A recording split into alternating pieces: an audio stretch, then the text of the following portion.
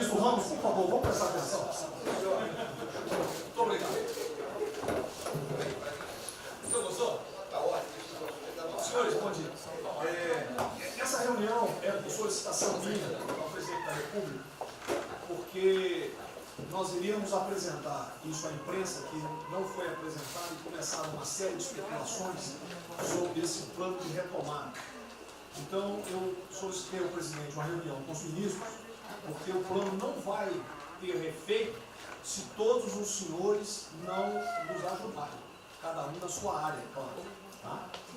Na hora que nós precisarmos das pessoas para a coordenação do plano, o Ministério que não colocar uma pessoa realmente que seja envolvida e tenha capacidade para poder coordenar e executar, esse Ministério vai ficar mais fraco e aí o plano todo fica meio capenga. Tá? É uma apresentação de 10 minutos no máximo, mas é somente isso. Eu pediria também aos senhores que a finalidade não é reunião de ministros para nós discutirmos nada, simplesmente para apresentarmos o plano. Como é que saiu essa ideia? Então, eu estava conversando com diversos ministros, entre eles Rogério Marinho, o Tarcísio, inclusive o nome do plano, eu roubei do plano do Tarcísio, né? Pedi autorização a ele e roubei. É um plano Marshall brasileiro.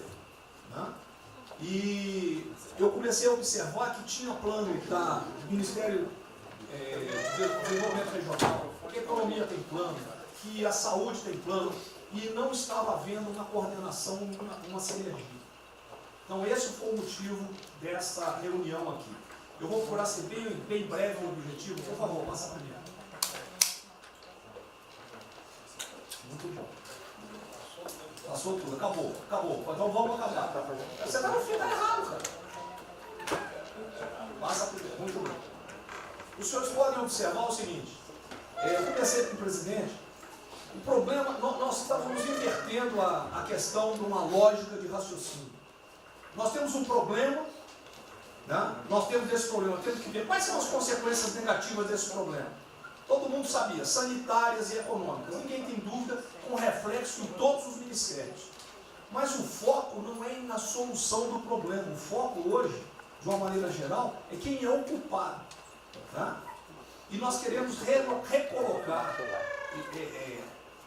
vamos dizer assim, readequar isso aí para como o governo deve reagir a esse problema para achar uma solução para as duas consequências negativas que ocorrem. Próximo. Então, é um programa. O programa se chama Pro Brasil. Tá? Dou crédito ao azar do Tarcísio foi ele ter conversado comigo. Eu gostei e roubei.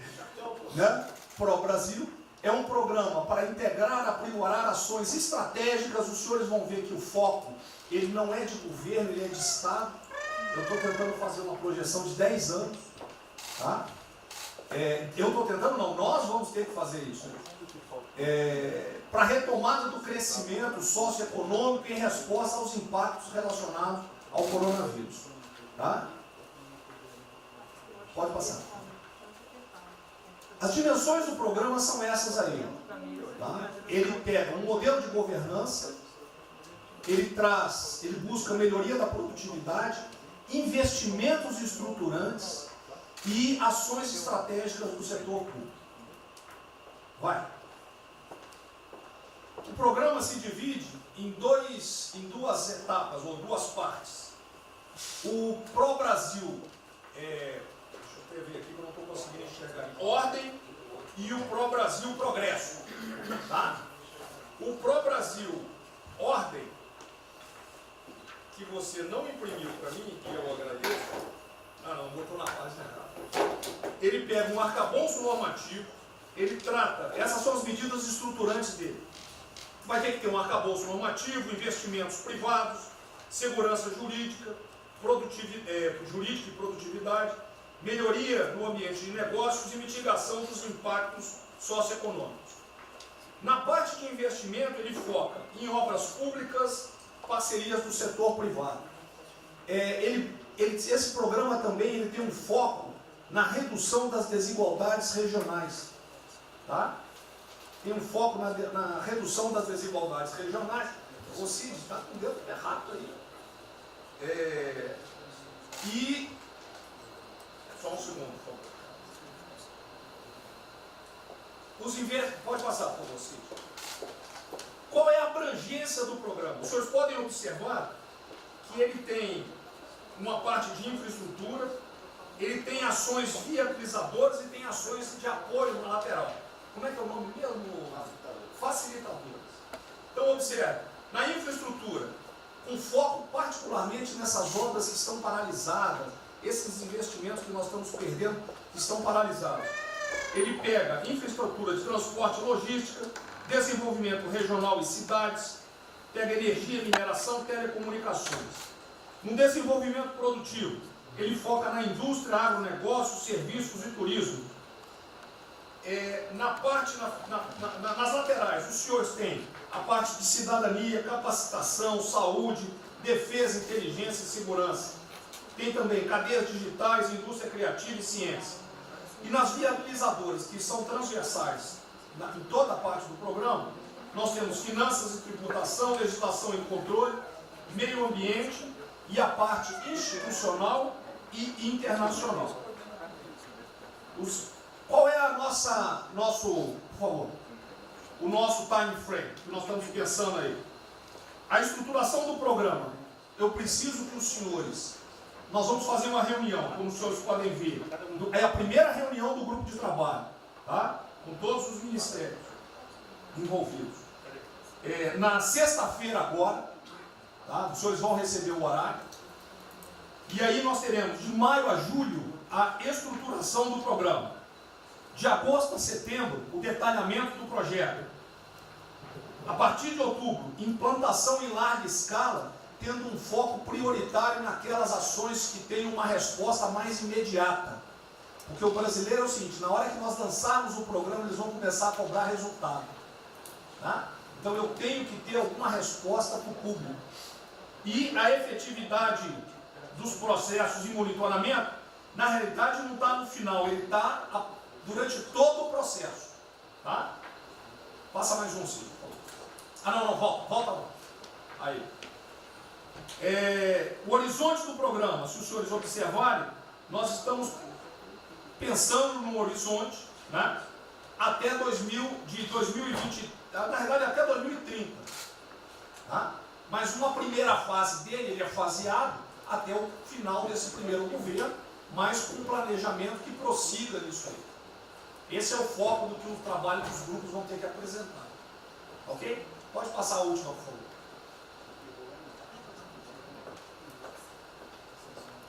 É sem sombra. Certo? Só um layout para os senhores. Então, na sexta-feira, eu solicitaria que os senhores, quando enviassem os representantes, esses representantes já viessem com uma noção dos programas ou do que os senhores pretendem dentro dos ministérios de vocês. Uma primeira ideia, e nós vamos partir disso para elaborar isso aí. O trabalho não será feito aqui é somente uma coordenação. Cada ministério vai fazer e nós vamos coordenar. Presidente Nacional. Vamos dar a palavra para o Guedes, com todo respeito aos demais, acho que o ministro mais importante nessa missão. Eu queria fazer a primeira observação seguinte: não chame de plano macho que revela um despreparo enorme. Não, isso aqui foi só aqui agora. Quando se falou em plano macho, para o Brasil é um nome espetacular. 10.000. Plano macho é um desastre. Revela despreparo nosso. Plano macho, por exemplo, os Estados Unidos podem fazer um plano macho para nos ajudar. A China deveria financiar um plano macho para ajudar todo mundo que foi atingido. Então, a primeira linha da equação, a gente tem que tomar muito cuidado, isso é o plano pro Brasil. Nos fala plano mágico, é um desastre, vai revelar a falta de compreensão das coisas. A segunda coisa é o seguinte: é super bem-vinda essa iniciativa para nos integrarmos todos. Agora, não vamos nos iludir. A retomada do crescimento vem pelos investimentos privados, pelo turismo, pela abertura da economia, pelas reformas. Nós já estávamos crescendo. Voltar numa agenda de 30 anos atrás que é investimentos públicos financiados pelo governo. Isso foi o que a Dilma fez 30 anos. Então está cheio de gente pensando nessa eleição agora e botando coisa na cabeça de todo mundo aqui dentro. São governadores querendo fazer a festa, são às vezes ministros querendo aparecer, tem de tudo. E todo mundo vem aqui, vamos crescer, agora tem que crescer, tem que ter resposta imediata, o governo vai gastar. O governo quebrou. O governo quebrou em todos os níveis. Prefeitura, governador e governo federal. O que nós conseguimos fazer? Nós sinalizamos o contrário. Nós desalavancamos o banco público, reduzimos o endividamento, baixamos os juros e o Brasil ia começar a voar. Então, se a gente lançar agora um plano, todo o discurso é conhecido, acabar com as desigualdades regionais, marinho, claro, está lá, são os detalhes dele. É bonito isso, por isso é que o Lula e a Dilma estão fazendo há 30 anos. Se a gente quiser acabar igual a Dilma, a gente segue esse caminho. Então, eu acho o discurso bom, mas nós temos que tomar cuidado e reequilibrar as coisas. Não pode o ministro, para querer ter um papel preponderante esse ano, destruir a candidatura do presidente, que vai ser reeleito se nós seguirmos o plano das reformas estruturantes originárias. Então, eu tenho que dar esse recado, uma vontade de exposição, nós vamos ajudar tudo, mas nós não podemos nos iludir. O caminho desenvolvimentista foi seguido. O Brasil quebrou por isso. O Brasil estagnou. A economia foi corrompida, a política foi corrompida. A economia estagnou através do excesso de gastos públicos. Então, achar agora que você pode se levantar pelo suspensório, como é que o governo quebrado vai investir, vai fazer grandes investimentos públicos? Tarcísio sabe disso, conversamos sempre. Tarcísio sabe o seguinte: quanto é que você consegue, Tarcísio? Passar de 5 bi para quanto? Para 15, para 20, para 30? Multiplicou por 6. Quanto é que você consegue de investimento em concessões? 250. Tá certo? Então, ó, tem 100 bilhões vindo para saneamento. Tinha 100 bilhões que viriam, as 17 maiores petroleiras do mundo viriam para a nossa seção onerosa. 100 bilhões de seção onerosa, 100 bilhões de mineração, 100 bilhões de saneamento, 230 bilhões de concessões, 500 bilhões. Cadê o dinheiro do governo para fazer isso? Não tem. Então, quem está sonhando é sonhador. A gente aceita. Politicamente, a gente aceita. Vamos fazer todo o discurso da desigualdade, vamos gastar mais, precisamos eleger o presidente. O presidente tem que pensar daqui a 3 anos. Não é daqui a 1 ano, não. Tem muita gente pensando na eleição desse ano. É só a observação que eu faria. Eu estou fora de eleição de só um minutinho. A ideia aqui, ninguém falou investimento público por enquanto. Inclusive, nós falamos ali investimento, falamos inclusive em investimentos privados. O que tem que acontecer é o seguinte: eu estou vendo um plano de pouca gente, nós temos que centralizar a imprensa, a economia, vai exatamente o que pode, o que não pode. Fundamental a coordenação. Até para isso na imprensa que está saindo. Que são na imprensa assim, plano Marshall e economia está fora. Quer dizer, alguém foi para a imprensa e falou: vê o plano Marshall ali, a economia está fora. Quer dizer, enfraquecer o nosso discurso num momento desse é uma tolice, é um atentado contra nós mesmos. Questão da imprensa. Eu acho que eu resumi hoje dentro do palácio 20 segundos. Eu não vou falar com vocês, que vocês vão deturpar, vocês inventam e potencializam. Tem que ser o papel de cada um. Não pode um sair daqui no cantinho, foi mais ou menos. Não pode falar nada, tem que ignorar esses caras, 100%. Senão a gente não vai para frente. Tem que estar sendo pautado para esses pulhas. O tempo todo jogando um contra o outro. É a Pedro Cristina contra mim. Quem diz, não pode jogar a Pedro Cristina, joga ela contra mim. O tempo todo. Tá? Então, se a gente puder falar zero com a imprensa, é a saída. Bom, eu vou ser muito rápido aqui, general. Primeiro, parabéns. É fundamental esse processo de coordenação e de centro de governo. Nós precisamos ter isso cada vez mais aprofundado e com melhor qualidade. Segundo, eu quero, não precisa, mas eu quero me somar a essa visão do ministro Paulo Guedes, porque vamos lá. Nós recebemos o governo com 36 mil obras paradas. Oriundas da onde? Do PAC. Só para lembrar. O Abraão tem não sei quantas mil creches. 3 mil creches paradas que somam nessas 36. Então, o que nós trouxemos para o Brasil e como é que nós começamos o ano, e eu vou lembrar, presidente, o senhor sempre disse, é muito triste ver um brasileiro chegar no exterior e ser recebido com o manto da desconfiança. Pois nós passamos, Paulo Guedes, o ano todo, Tarcísio, Tereza, Bento, o nosso ministro Marcos Pontes e outros, andando pelo mundo e fazendo o quê? Vendendo o Brasil. Terminamos o ano, lembra do número, 482 bilhões de investimentos para os próximos 20 anos. Uma boa parte, mineração, petróleo, por aí vai. Recebemos 90 bilhões de bônus de outorga. Nós temos 10 bilhões de dólares do governo da Arábia Saudita que precisa definir onde é que vai votar. Mas o príncipe autorizou. São 50 bilhões de reais. A dinheiro de hoje. Então, eu tenho convicção de que nós temos que continuar fazendo o que a gente vinha fazendo. Ou seja, aprofundando a participação da sociedade. Nós temos uma coisa emblemática aqui, que é a Lei da Liberdade Econômica, que pela primeira vez na história do Brasil, desde que o Brasil é Brasil, o cidadão diante do Estado tem razão, até que o Estado prova ao contrário. Foi isso que fez os americanos, que há 200 anos atrás eram muito mais pobres do que nós, ser muito mais ricos do que nós. Então, o aprofundamento são sim das reformas, é sim ousar e ter uma reforma tributária que baixe o imposto no Brasil, reduz a carga tributária, estou falando sério. A gente nunca discutiu isso entre nós, mas isso tem que caminhar para isso. Por quê? Porque aí nós damos fôlego à iniciativa privada para que ela faça o que tem que fazer e nós vamos ser mediadores desse processo. Apenas. E sinceramente, eu acho que todo o nosso esforço nos próximos dias tem que ser como é que nós mantemos a nossa linha, porque nós terminamos o ano, ministro Ernesto, ministro Tarcísio. O senhor foi recebido na Federação das Indústrias Alemãs com um slide que mostrava a 163 os caminhões atolados e a 163 pavimentado. E o presidente que coordenava aquele momento, eu estava lá lhe aguardando, voltando da Rússia, disse ao senhor, o que vocês brasileiros fizeram que nós não acreditávamos que vocês recuperaram a confiança e estão fazendo tantas transformações.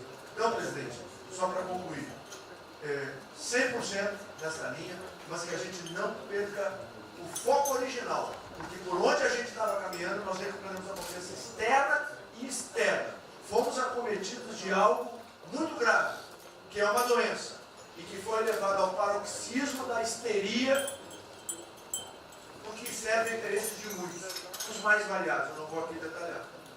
Mas, sinceramente, temos que rapidamente voltar ao que nós estamos fazendo, porque nós estamos no caminho certo, e a prova disso é que todo mundo voltou a olhar o Brasil como esse.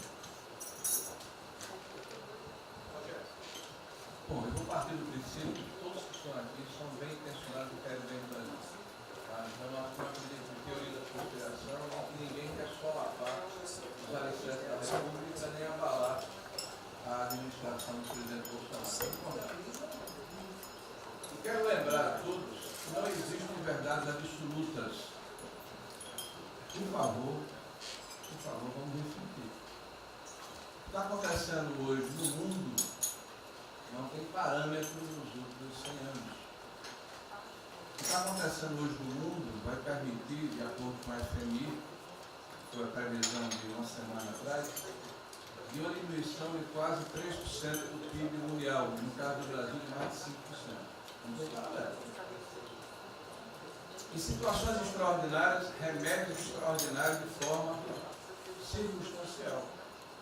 Isso não significa que nós tenhamos a necessidade de implantarmos uma política permanente. O ministro Braga Neto está, na sua apresentação, ele estabelece, inclusive, um limite temporal e deixa claro que é uma política de Estado.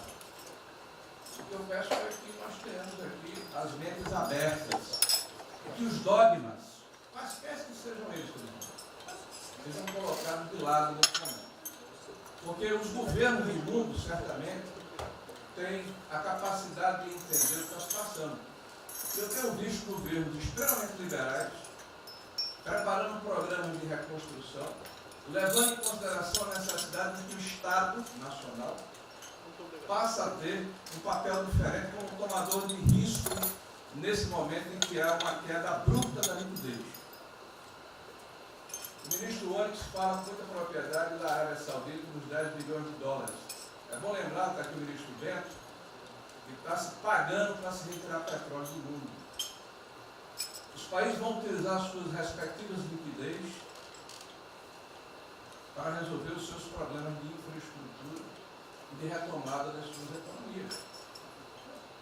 Nós temos que ter segurança jurídica, senhor presidente, respeito a contratos, senhor presidente, capacidade de alavancar recursos privados com a inversão de recursos públicos, sim. É bom lembrar que eu tenho ouvido falar, não sei se é verdade, depois vai colocar na ponta do lápis, que a gente pode chegar a 600 bilhões de reais esse ano de ajuda a empresas e a pessoas físicas. Recursos do governo federal, fruto de endividamento do governo, desse governo, e vai terminar o ano com um déficit 4, 5, 6 vezes maior do que estava precificado no início do ano. Caiu um meteoro sobre as nossas cabeças. Então, por favor, nós não podemos começar a discussão com verdades absolutas e com dogmas estabelecidos ao longo de 100 anos, em função de uma catástrofe que se abateu sobre o mundo, que os governos de todo o mundo estão se debruçando sobre o assunto, entendendo que muda o papel do Estado. Senhor presidente, é bom lembrar que quando houve a unificação da Alemanha, eu acho que esse é um fato histórico irrefutável,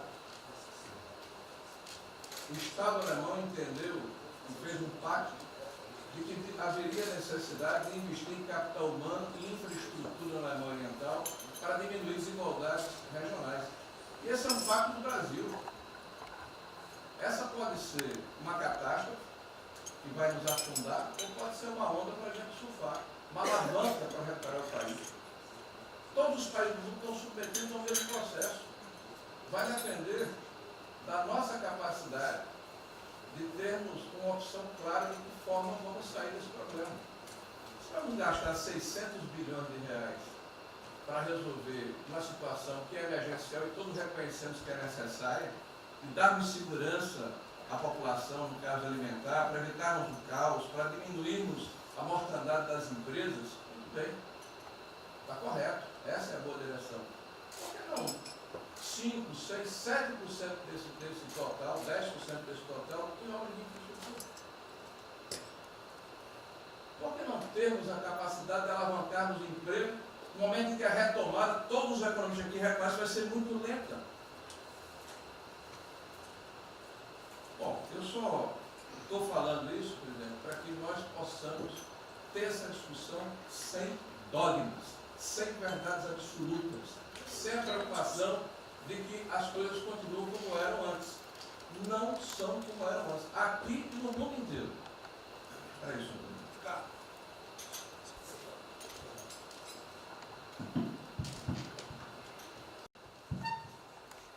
Presidente, estava assistindo atentamente a apresentação do colega Wilson Braga Neto. Na parte final, no slide das questões transversais, ao meio ambiente, mas acho que o que eu vou dizer aqui sobre o meio ambiente se aplica a diversas outras matérias. Nós temos a possibilidade, nesse momento que a atenção da imprensa está voltada quase que exclusivamente para o Covid e daqui a pouco para a Amazônia, o general Mourão tem feito os trabalhos preparatórios para que a gente possa entrar nesse assunto da Amazônia um pouco mais calçado, mas não é isso que eu quero falar. A oportunidade que nós temos, que a imprensa não está nos dando um pouco de alívio nos outros temas, é passar as reformas infralegais de desregulamentação, simplificação, todas as reformas que o mundo inteiro, nessas viagens que se referiu ao Mix, certamente cobrou dele, cobrou do Paulo, cobrou da Tereza, cobrou do Tarcísio, cobrou de todo mundo, da segurança jurídica, da previsibilidade, da simplificação.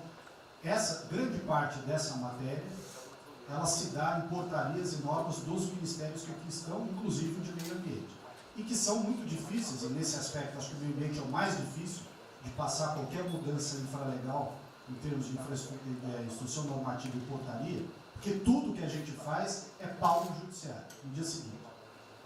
Então, para isso precisa ter um esforço nosso aqui, enquanto estamos nesse momento de tranquilidade, no aspecto de cobertura de imprensa, porque só fala de Covid, e ir passando a boiada, e mudando todo o regramento, e simplificando normas, de IFAM, de Ministério da Agricultura, de Ministério do Meio Ambiente, de Ministério disso, de Ministério daquilo. Agora é a hora de unir esforços para dar de baseada a simplificação de regulatória que nós precisamos, em todos os aspectos. E deixar a AGU, o André não está aí, né?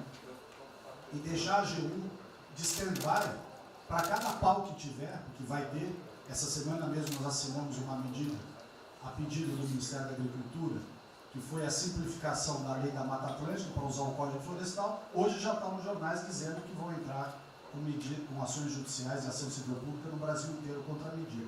Então, para isso, nós temos que estar com a artilharia da AGU preparada para cada linha que a gente avança. Mas tem uma lista enorme em todos os ministérios que têm papel regulatório aqui para simplificar. Não precisamos de Congresso. E coisa que precisa de Congresso também, nesse fuzuê que está aí, nós não vamos conseguir aprovar. Agora tem um monte de coisa que é só parecer, caneta. Parecer, caneta. Sem parecer também não tem caneta. E dar canetada sem parecer é cana. Então, isso aí vale muito a pena. A gente tem um espaço enorme para fazer. Enfim, acho que essa é uma questão importante que estava aí nos slides, Você vê que a jurídica também está embaixo. Isso, exatamente. Só os senhores entenderem o seguinte, isso aqui é coordenação dos planos que eu sei que todos estão fazendo. Tá? É coordenação. O que vai ser possível executar ou não, vamos entrar naquelas nas limitações que nós temos, e o que tiver conflito será levado à decisão do presidente. Agora nós temos que andar com isso rápido, porque a queda do desemprego, o país está sem esperança, nós temos que fazer isso andar. O pessoal da iniciativa privada está nos procurando, a gente tem que dar um rumo nisso aí. Bom, a ideia é essa. Me ligou agora de manhã o Eduardo Gouveia Vieira, da Firjan. Ele quer fazer uma videoconferência onde mais de 300 empresários do Rio, um pouquinho abaixo do potencial de São Paulo, para hipotecar solidariedade. A ideia que nós temos de reabrir o comércio. A desgraça que vem pela frente, eu acho que o Paulo está até legal, Paulo, eu não sou economista não. Vai ser uma porrada muito longa, você pode imaginar. Não são apenas os informais. Eu acho que bateu a 10 milhões de carteiras assinadas por saco. E os governos estaduais não têm como pagar salário. Não tem. Maio, metade do estado não tem mais como pagar salário mais. A desgraça está aí. Eles vão querer empurrar essa trozoba para cima da gente. Esse pessoal aqui do lado vai querer empurrar. E a gente vai reagir, porque aqui não é saco sem fundo. Tá? Então essa preocupação vamos ter. Paralelamente a isso, é o AB da vida, enchendo o saco do Supremo, para abrir processo de impeachment, porque não apresentei meu exame de vírus, essa frescurada toda.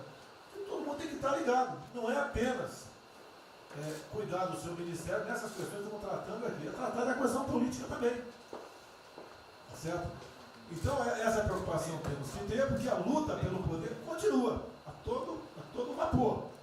E sem neurose da minha parte. Tá? O campo fértil para aparecer umas porcaria aí, né? Levantando aquela bandeira do povo ao meu lado, não custa nada. O terreno fértil é isso: desemprego, caos, miséria, desordem social e outras coisas mais. Então essa preocupação todos devem ter. Né? Não é, tá bom, o Ministério fatura, deu merda no colo do presidente. Não pode ser assim. Hoje eu vi o Magno Malta me defendendo. O Magno Malta, desculpa aí, foi tratado lá atrás para ser vice. Depois ele resolveu não ser, tudo bem. Depois foi tratado para ser ministro, tudo bem. Agora, politicamente, ele nunca me deu uma alfinetada e sempre está defendendo os problemas que ele tem. Então, não é o ministro ir de peito aberto enfrentar, entrar no covil dos leões. Mas não pode. Né? Por exemplo, quando se fala em possível impeachment, ação no Supremo, baseado em filigranas, eu vou em qualquer lugar no território nacional. Ponto final. O dia que for proibido de ir para qualquer lugar do Brasil, pelo Supremo acabou o mandato. E espero que eles não decidam, ou ele, né, monocraticamente, querer tomar certas medidas, que daí nós vamos ter uma crise política de verdade. E eu não vou meter o rabo no meio das pernas. Zero. Certo? Porque se eu errar, se achar um dia ligação minha com o empreiteiro, dinheiro na conta nas ruas, porrada, sem problema nenhum. Vai para o impeachment e vai embora. Agora, com frescura, com babaquice, não. Até em cima do que eu falei, em frente ao Forte Apache. Eu sou o chefe supremo das Forças Armadas. Por sinal, o pessoal estava lá, eu fui lá, dia do Exército. E falei algo que eu acho que não tem nada demais. Mas a repercussão é enorme. Oh, o AI-5. Cadê o AI-5? Acabou, o AI-5 não existe adicional no Brasil mais. É uma besteira. Artigo 142. É o pessoal que não sabe interpretar a função. Agora, em cima disso, fazer uma onda.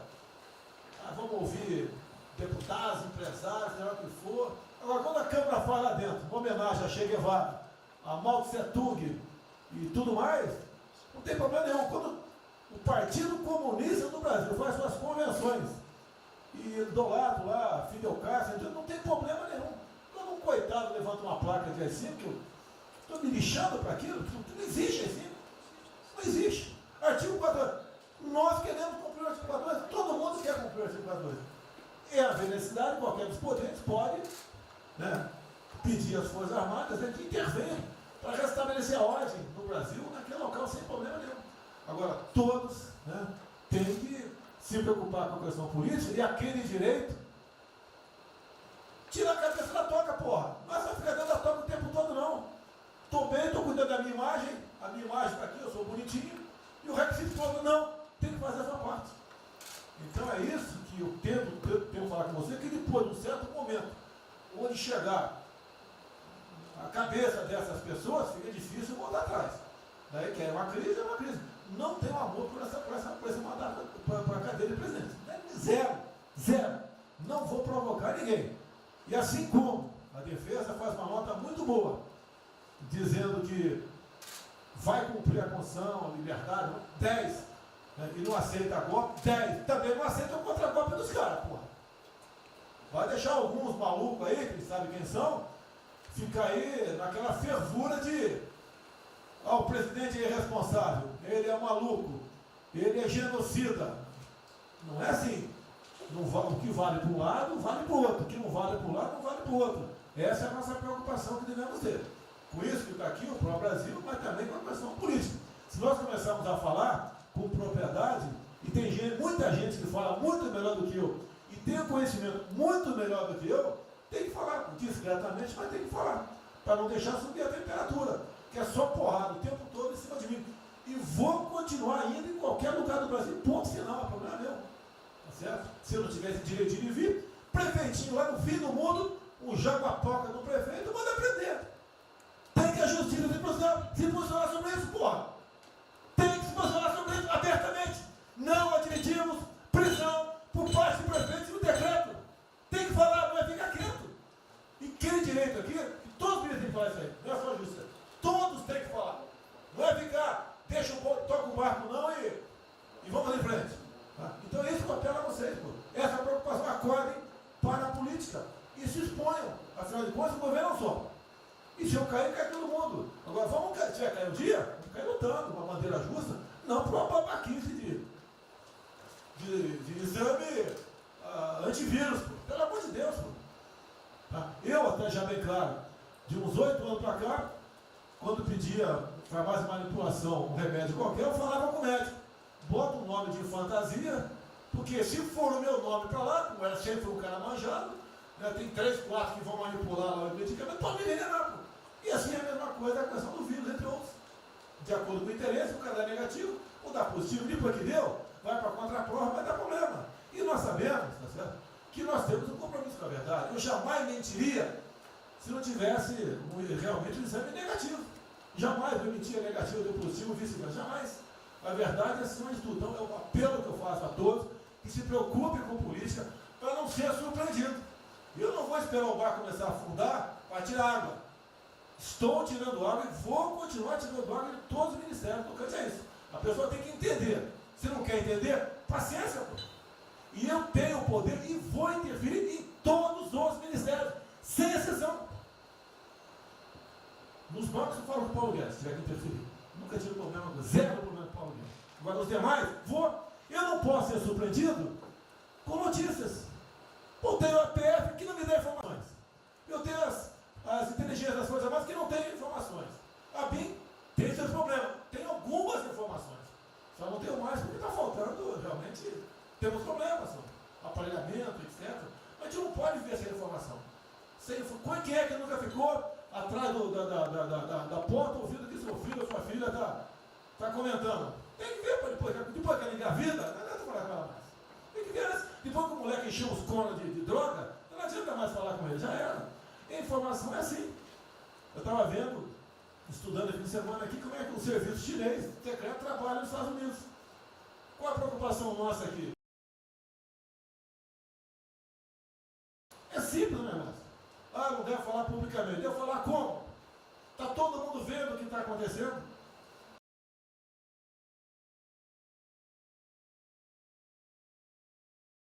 Tudo bem. Você tira do porra. Não tira. É uma realidade.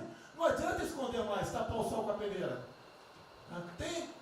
Vai em alguns ministérios, tem gente desespantada aqui dentro.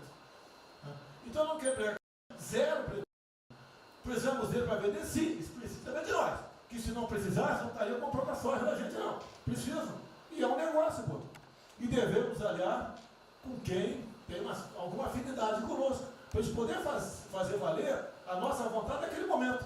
Não adianta se esconder aqui, depois tem um problema, ele liga para o tio, fala, pô, cara, você me ignorou até hoje. Você só não me chamou de imperialista, igual a esquerdalha e o FHC falava no passado. No resto, agora não dá mais. Então essa é a preocupação que temos que ter. A questão estratégica, que não estamos tendo. E me desculpe, o serviço de informações nosso, todos, são uma vergonha. Uma vergonha. Que eu não sou informado. E não dá para trabalhar assim. Fica difícil. Por isso, vou interferir. E ponto final, pô. Não é ameaça, não é extrapolação da minha parte, é uma verdade. Como eu falei, né? Dê os ministérios para os senhores. O poder de veto. Mudou agora, tem que mudar. E eu quero realmente governar o Brasil. Nós precisamos de todos aqui, como disse o Marinho, né? Aqui é o mesmo barco. Se alguém cavar no porão aqui, vai todo mundo para o saco aqui, vai todo mundo morrer afogado. Então é isso que a gente precisa. É pensar além do que tem que fazer internamente aqui. Quando eu explodi em metro, conversei com o Paulo Guedes. Desculpa a linguagem, é uma putaria. Putaria em metro. Trocar tacógrafo, trocar taxímetro, botar chip na bomba de combustível. Putaria, igualzinho tomar 3 pinos. Está muito bem agora, mas precipiou porrada. Ah, botou um coronel. O coronel foi pelo hino. Eu ia botar um coronel, você vai ter uma formação. Tá? E assim nós devemos agir. Como está discutindo agora, e foi.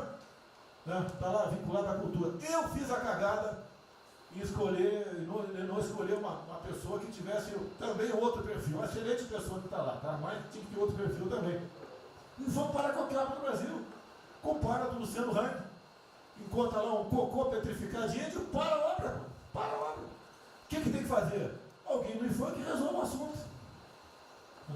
E assim nós temos que proceder. E assim, cada hora, como eu falei da Tereza Cristina, que mudou a questão normativa, revocou a questão normativa, ajudou 400 mil pessoas no Vale do Ribeira, parabéns. Assim são outras decisões. A questão de armamento, tá? As questões de... por quê? Espera aí. Senhor Ministro da Justiça, por favor. Foi decidido há pouco tempo que não podia botar algema em quase ninguém.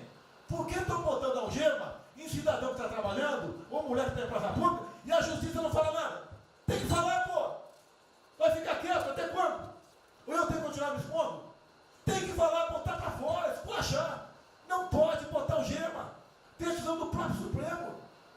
E vão ficar quietos até quando? Fica humilhando o nosso povo, porque isso está crescendo. O pessoal fica apontando para mim, votei em você para você fazer alguma coisa. Votei em você para você tomar decisões, para você brigar. E é verdade. Eu estou me lixando com a reeleição. Eu quero mais que alguém seja eleito, se eu vier candidato, tá? Eu quero ter paz no Brasil, mais nada. Porque se for na esquerda, uma porrada de vocês aqui tem que sair do Brasil, que vão ser presos. E eu tenho certeza que vão me condenar por homofobia, 8 anos por homofobia. Ele inventa o racismo, como inventaram agora pro Von Traub.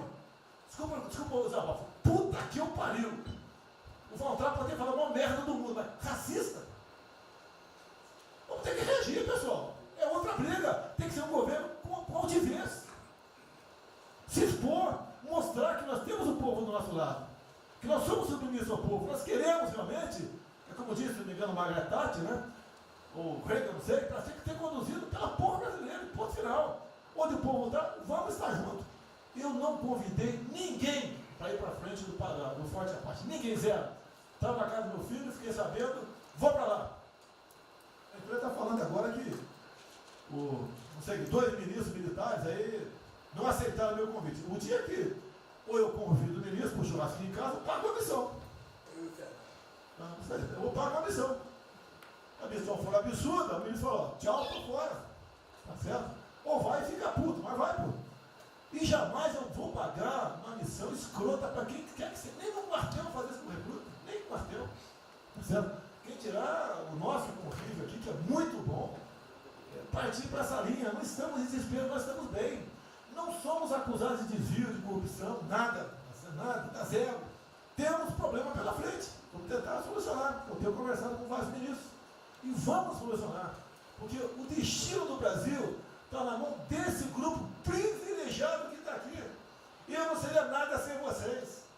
Vocês não seriam ministros sem eu. Duvido. Dificilmente eu tenha sido ministro se tivesse Haddad aqui. Eu duvido. Podia aceitar por alguns dias, né? Depois ver a sacanagem que ia ser. Não ia ser diferente do que foi os 2 anos anteriores do PT. Né? Ia pedir para sair. Então, um apelo para vocês. Todo mundo se preocupa com o futuro do Brasil, com a questão política. Criticar um ato de uma pessoa ou outra não é criticar o Congresso ou de criticar o Supremo Tribunal Federal. Quem não ficou revoltado, o Moro ficou revoltado com a liberdade desse pessoal. Por causa de vírus, botou esse estuprador para fora. Imagine ter estuprado uma filha nossa, um filho da puta desse posto de liberdade. Nós temos que colocar no lugar dessas pessoas, desse pai que tinha sido estuprado, aí o vagabundo foi posto na rua. Com a decisão, foda-se quem seja, tem que jogar pesado em cima disso. Não é um desabafo, pessoal, é uma realidade. O nosso barco está indo, mas não sabemos ainda, no momento, dado o último caso, vírus, para onde é nosso barco. Pode estar indo em direção ao iceberg. A gente vai para o fundo. Então vamos se ligar, vamos se preocupar. Quem de direito se manifesta com altivez, com palavras polidas, tá? Mas coloca uma posição. Porque não pode tudo veio para a minha retaguarda, tudo. Tá? E vocês têm que apanhar junto comigo. Logicamente, quando tiver motivo para apanhar. Ou motivo para bater.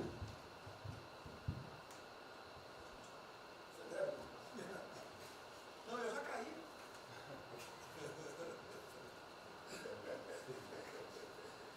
Ministro Moro, por favor. A sequência aqui é o seguinte: ministro Moro, Montezano, o Nelson e o Paulo Guedes. Aí eu pediria só aos senhores que fossem breves. Você também? Paulo Guedes quer uma política e quer cobrar os raios. Depois do Bem, a primeira questão do plano ali que foi apresentado, fica aqui o registro do meu elogio, certo que ele tem que ser preenchido aí nos detalhes, existem as questões econômicas a ser resolvidas lá pelo Ministério da Economia, a ser trabalhado também com as outras áreas econômicas. Só faria uma sugestão aqui, ministro, se pudesse colocar desde logo, em algum momento desse plano, alguma referência importante também à segurança pública e a controle da corrupção. Foram 2 temas centrais, né, nas últimas eleições e são 2 temas que, embora, claro que o plano vai ficar sujeito aí ao detalhamento necessário, mas acho que é importante ter uma referência inicial para não parecer que nós estamos descurando desses aspectos específicos. Nós não entramos em detalhes, porque isso aqui, o senhor viu que todos os ministérios praticamente responderam, isso aí para mim viria no detalhamento do Ministério. Mas eu acho que politicamente cabe. Não, sim. sim, sim. Não, eu entendo que cabe no detalhamento, mas acho que uma referência, né, seria interessante. Tem que apontar também que foi uma vitória do governo, do presidente. No ano passado houve uma queda expressiva desses principais indicadores criminais. Isso, embora seja mais vinculado com a questão da vida e segurança das pessoas, também é um fator importante para o investimento econômico, para também melhorar o ambiente econômico. E o controle da corrupção também é pressuposto. Né? Não faria exclusivamente essa sugestão específica. Muito obrigado. Já está anotado. Montezano, ministro, primeiramente, parabéns. Acho que é um momento oportuno para a gente começar a falar do dia seguinte. O próprio ministro Guedes, nas discussões que temos tido nas últimas semanas, tem nos orientado. O BNDES foca na reconstrução, foca no dia seguinte, porque a crise de saúde vai demorar alguns meses e a reconstrução muito mais meses do que isso. Então é muito oportuno a gente já começar a discutir isso. Segundo, aqui eu subscrevo as palavras do ministro Salles. O que a gente tem observado nos projetos e concessões, etc., uma parte crítica, essa legislação para o funcionamento da máquina pública. É um momento muito oportuno para a gente aproveitar isso. Isso faz uma baita diferença no preço de um projeto, na velocidade, faz muita diferença. Então, eu subscrevo aqui as palavras do ministro Salles. E, por último, ministro, quando eu assumi o banco em julho, o banco estava montado como uma fábrica de empréstimo. O banco, durante 15 anos, foi uma fábrica de empréstimo. De julho até hoje, a gente fez uma reestruturação completa no banco, montando o que eu acredito hoje ser já o maior banco de investimento do Brasil em pessoas, e um banco de investimento de serviços focado em planejamentos econômicos setoriais e estruturação de projetos. Tá? O banco já está atuando dessa forma. Temos um vasto conhecimento setorial, um vasto conhecimento de planejamento, já está rodando a contento, e esse BNDES de hoje se parece muito mais com o BNDES de 20 anos atrás, que era o BNDES que planejava e estruturava esses projetos no Brasil. Então, eu queria colocar aqui à sua disposição, que nos use, estamos a serviço. Então, o que o senhor achar adequado, razoável, tanto no fornecimento de informações, mas como também nesse planejamento, na coordenação, temos já um modo operandi, uma estrutura que é plug and play. Se o senhor quiser usar, já está pronta para rodar para esse tipo de mapeamento de estruturação de projeto. Então, por favor, sinta-se bem à vontade de nos usar integralmente aqui na coordenação desse projeto, caso o senhor entenda adequado. Tá? Tiago. Nelson. Bom, estou chegando aqui, então é importante que eu coloque para vocês como é que a gente vai trabalhar. A saúde ela é fundamental, porque enquanto a gente não mostrar para a sociedade que a gente tem o controle da doença, da saída dela, qualquer tentativa econômica vai ser ruim, porque o medo vai impedir que você trate a economia como uma prioridade. Então, controlar a doença hoje é fundamental. E controlar a doença não significa que a gente vai curar a doença em uma semana, mas que a gente não é um barco à deriva e que a gente tem uma estratégia para trabalhar essa doença. Então, são 3 coisas que a gente vai trabalhar. Primeiro, a informação, para entender o que é a doença, qual é a evolução dela, como é que está a infraestrutura para cuidar da doença. Porque um dos grandes problemas que a gente tem hoje, se a gente olhar o Brasil hoje, ele é um dos melhores países em número em relação à mortalidade.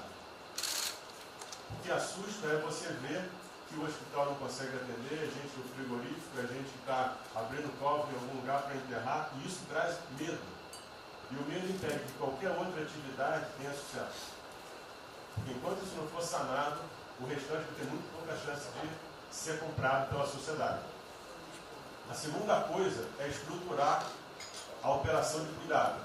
Então a gente vai investir em logística, vai investir na parte de compra e tentar melhorar o processo. Por quê? Porque se eu tiver os hospitais funcionando, eu vou ter os pacientes tratados, eu não tenho a sensação da crise, o medo melhora e o restante pode entrar.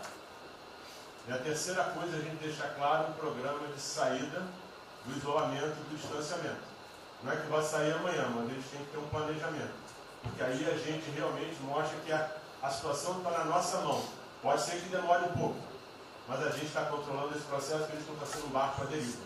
Então, basicamente, eu queria falar para vocês, essa é a forma como a gente vai tratar. A gente vai estar interagindo com todos os ministérios que forem necessários para que isso aconteça da forma mais rápida possível. Basicamente é isso, é um prazer estar aqui com vocês. Ontem eu liguei para o diretor-geral da Polícia Rodoviária Federal. Chegou ao meu conhecimento uma nota que era dele sobre o passamento de um patrulheiro. E ele enfatizou que era por 2019. Eu liguei para ele, por favor. O que mais? Ele era obeso, era isso, tinha comorbidades. Mas ali na nota dele só saiu código 19. Então, olha, aquele direito do respectivo ministério pode botar código 19, mas bota também, fibrose, um montão de coisa. Não pensa nesse negócio, tem um montão de coisa lá. Mas exatamente não levar um medo à população. E que, olha, morreu um sargento do exército, por exemplo. A princípio é um cara que está bem de saúde. Né? Um policial federal, né? Seja lá o que for. E isso daí não pode acontecer. Pede esse cuidado com os colegas, tá? Aquele direito do respectivo ministério, que tem alguém encarregado disso, né? Tomar esse devido cuidado para não levar mais medo ainda para a população. Você perguntou, nossa, aí perguntou quanto tempo levaria para mostrar o plano, alguma coisa. Eu acredito que. Não, nós já conversamos hoje. Não, nós já conversamos hoje sobre isso. O COP está montando junto com a saúde. Tá? Eu não posso dizer. A gente está trazendo recurso para poder acelerar esse processo, porque na verdade a gente está correndo muito tempo. Enquanto a gente não conseguir controlar a percepção que a gente hoje tem condição de cuidar das pessoas, vai ser difícil. E o problema da doença é que você pega um sistema, se você falar em eficiência, os hospitais têm que ser eficientes. Então quando você fala em eficiência, você vai quase no limite do cuidado.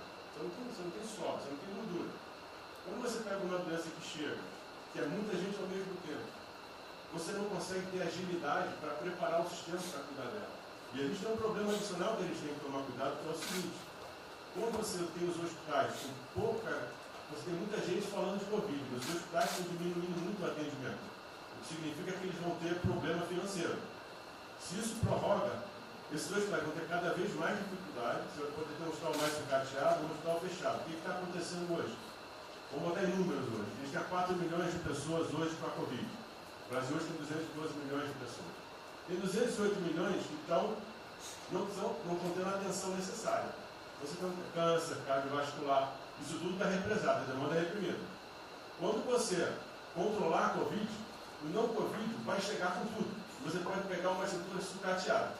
Aí você só vai transferir o problema de medo, que vai ser o medo da Covid e o medo da não Covid. Então a gente tem que estar preparado para isso tudo. Então não é só trabalhar o curtíssimo prazo, a gente tem que preparar para essa segunda fase que vai chegar também.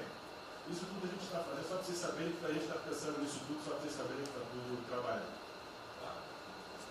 Como o ministro Tarcísio, eu pediria as suas que fossem bem breves. Não, já não temos tempo.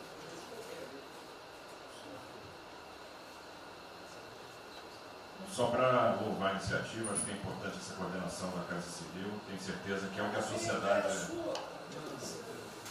sociedade espera isso de nós. A boa notícia é que a gente vem conversando com os investidores, eles estão interessados no nosso programa de concessão. Claro que a gente vai ter que ajustar alguma coisa nos projetos em função da percepção do nível de risco. E a gente vai fazer isso calibrando taxa de retorno, monitorando melhor agora a questão da demanda, reestimando a demanda dos projetos, mas a gente tem certeza que os projetos vão sair. Qual o cuidado que a gente tem que ter? A gente fala em 250 bi de investimento, só que concessão funciona o seguinte: o que a gente contratar agora vai gerar investimento em 2023, 2024. Não é imediato. E a gente vai precisar de fazer alguma coisa imediata, e aí tem que ter a inteligência, porque também não adianta. Isso, me dá lá 30 bi por ano. Não vou gastar, eu não vou usar. Eu não vou ter condição de fazer, de usar isso. Porque nos períodos altos, lá que a gente executou mais, a gente consegue ali ter uma capacidade operacional de executar 13, 14 bi, não há aqui. E a gente já tem 8 de orçamento. Então, no final das contas, a gente fazendo as contas e vendo o que nós já temos de projeto pronto, o que é necessário, que agrega valor imediato. É um princípio Maranhão lá, que leva a safra para o Porto de Itaqui, que se acabou. Ali eu posso fazer uma intervenção imediata. E do que a gente vai falar? Estou falando de pegar os 8 que a gente tem e agregar mais 3, mais 4. É essa a conta. Eu acho que isso é realmente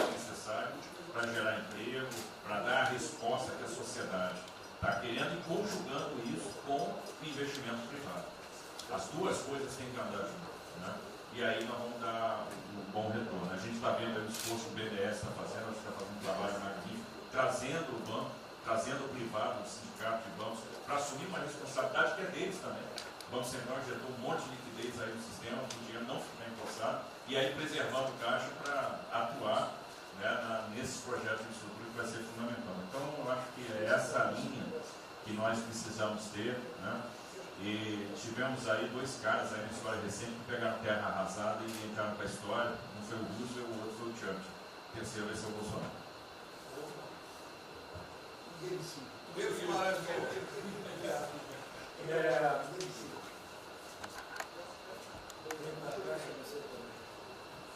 Peço aos senhores que sejam breves. São só 5 pontos muito rápidos. Primeiro, presidente, o maior programa da história do mundo de inclusão social, digital, que nós estamos fazendo nesse governo, pessoas que tomavam dinheiro a 25% ao mês. Quer dizer, todos os ladrões lá, PT, PMDB, PSDB, aquela ladroagem toda, 25% ao mês. E ninguém se indigna. Esse governo se indignou, o governo dos liberais. Então, assim, acho que a gente está com problemas narrativos. Hoje de manhã, por exemplo, o pessoal da Band queria dinheiro. O ponto é o seguinte: vai ou não vai dar dinheiro para Bandeirantes? Ah, não vai dar dinheiro para Bandeirantes? Passei meia hora levando porrada, mas repliquei. E falei, olha, vocês estão em casa? Eu tenho 30 mil funcionários na rua. Não tem esse negócio, essa frescurada de home office. Eu já visitei 15 agências. E você em casa? Aí o pessoal ficou um pouco mais calmo. Quer dizer, eu posso ter 30 mil brasileiros nas agências lá. Sabe quantas pessoas a Caixa está pagando hoje? 7 milhões de pessoas. E todo mundo home office. Que porcaria é essa? Desculpa o meu ponto, presidente. Quando o senhor falou, pô, eu vou me emocionar. O Luiz Lima, que nadou com meu pai, foi atleta olímpico, teve a esposa e a filha de 14 anos presa ontem, no Camburão. Que porra é essa? Desculpa. Que porra é essa?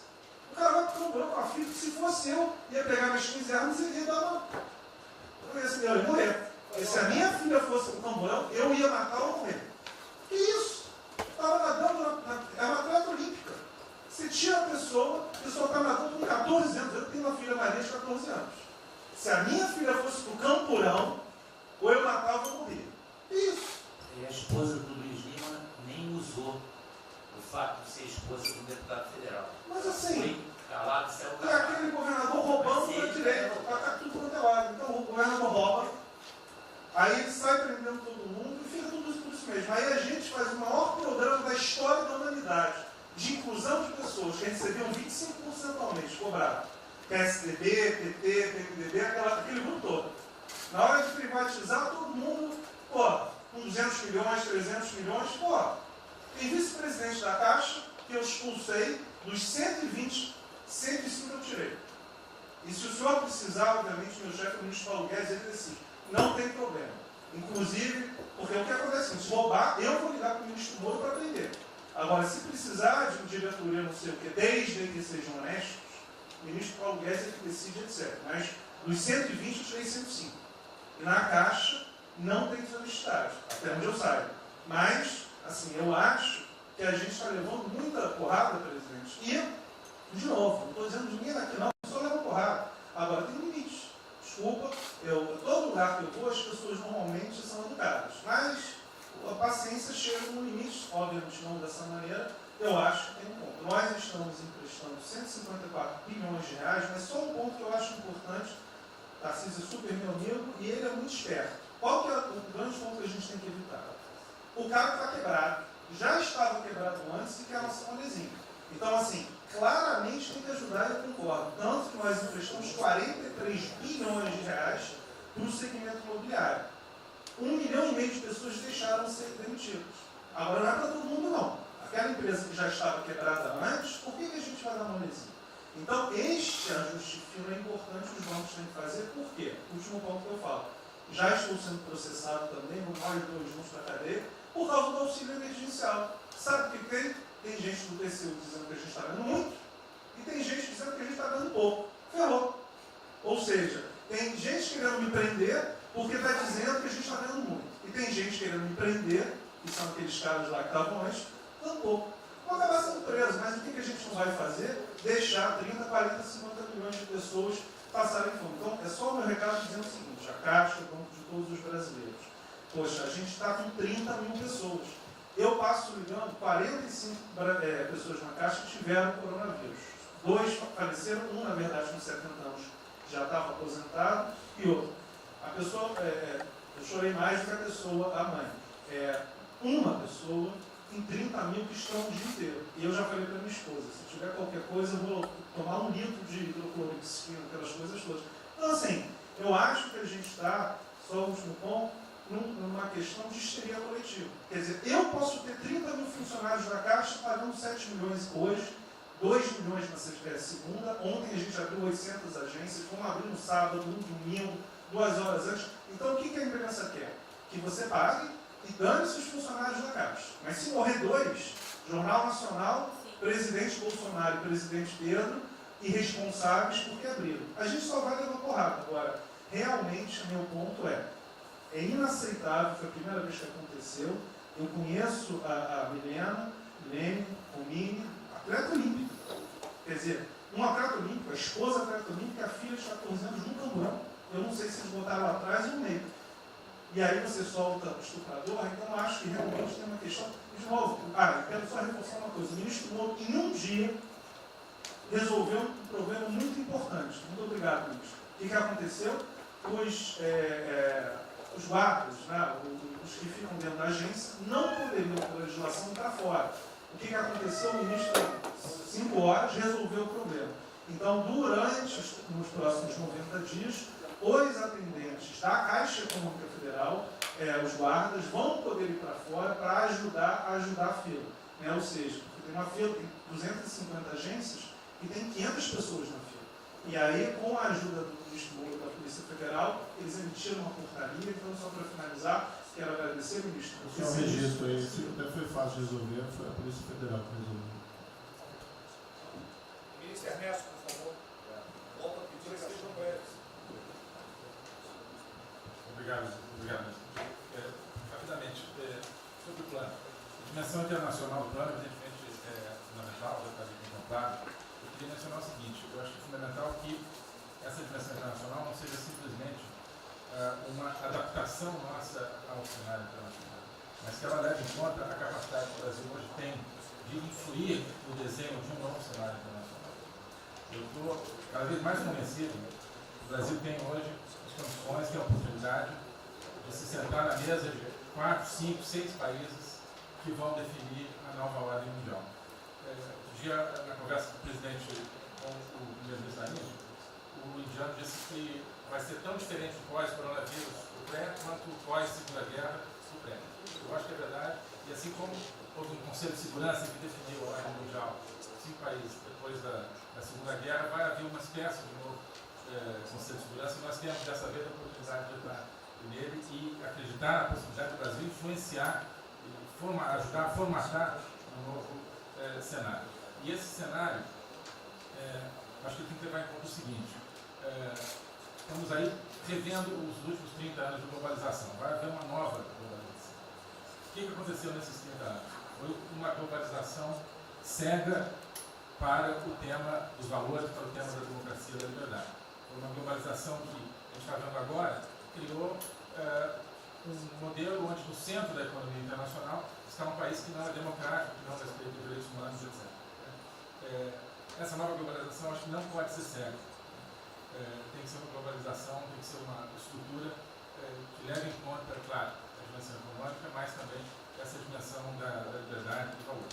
E da mesma maneira, acho que o plano está apontando para isso, na nossa dimensão nacional, também não pode ser um plano cego para essas dimensões daquilo que nos traz, né, que traz o projeto do presidente, que é não simplesmente a eficiência, a pujança, o crescimento econômico, mas a liberdade, o combate à corrupção, a reinvenção do Brasil livre, dessas mazelas que não é extensão. Obrigado. Obrigado, ministro. André Campos. É o último que colocou. Não é bem nada. Eu só vou voltar na história. Vou voltar aqui numa história breve. Queria lembrar que no fim do governo Dilma a taxa de juros era 14,5%, a curva, mas a taxa longa era 20%.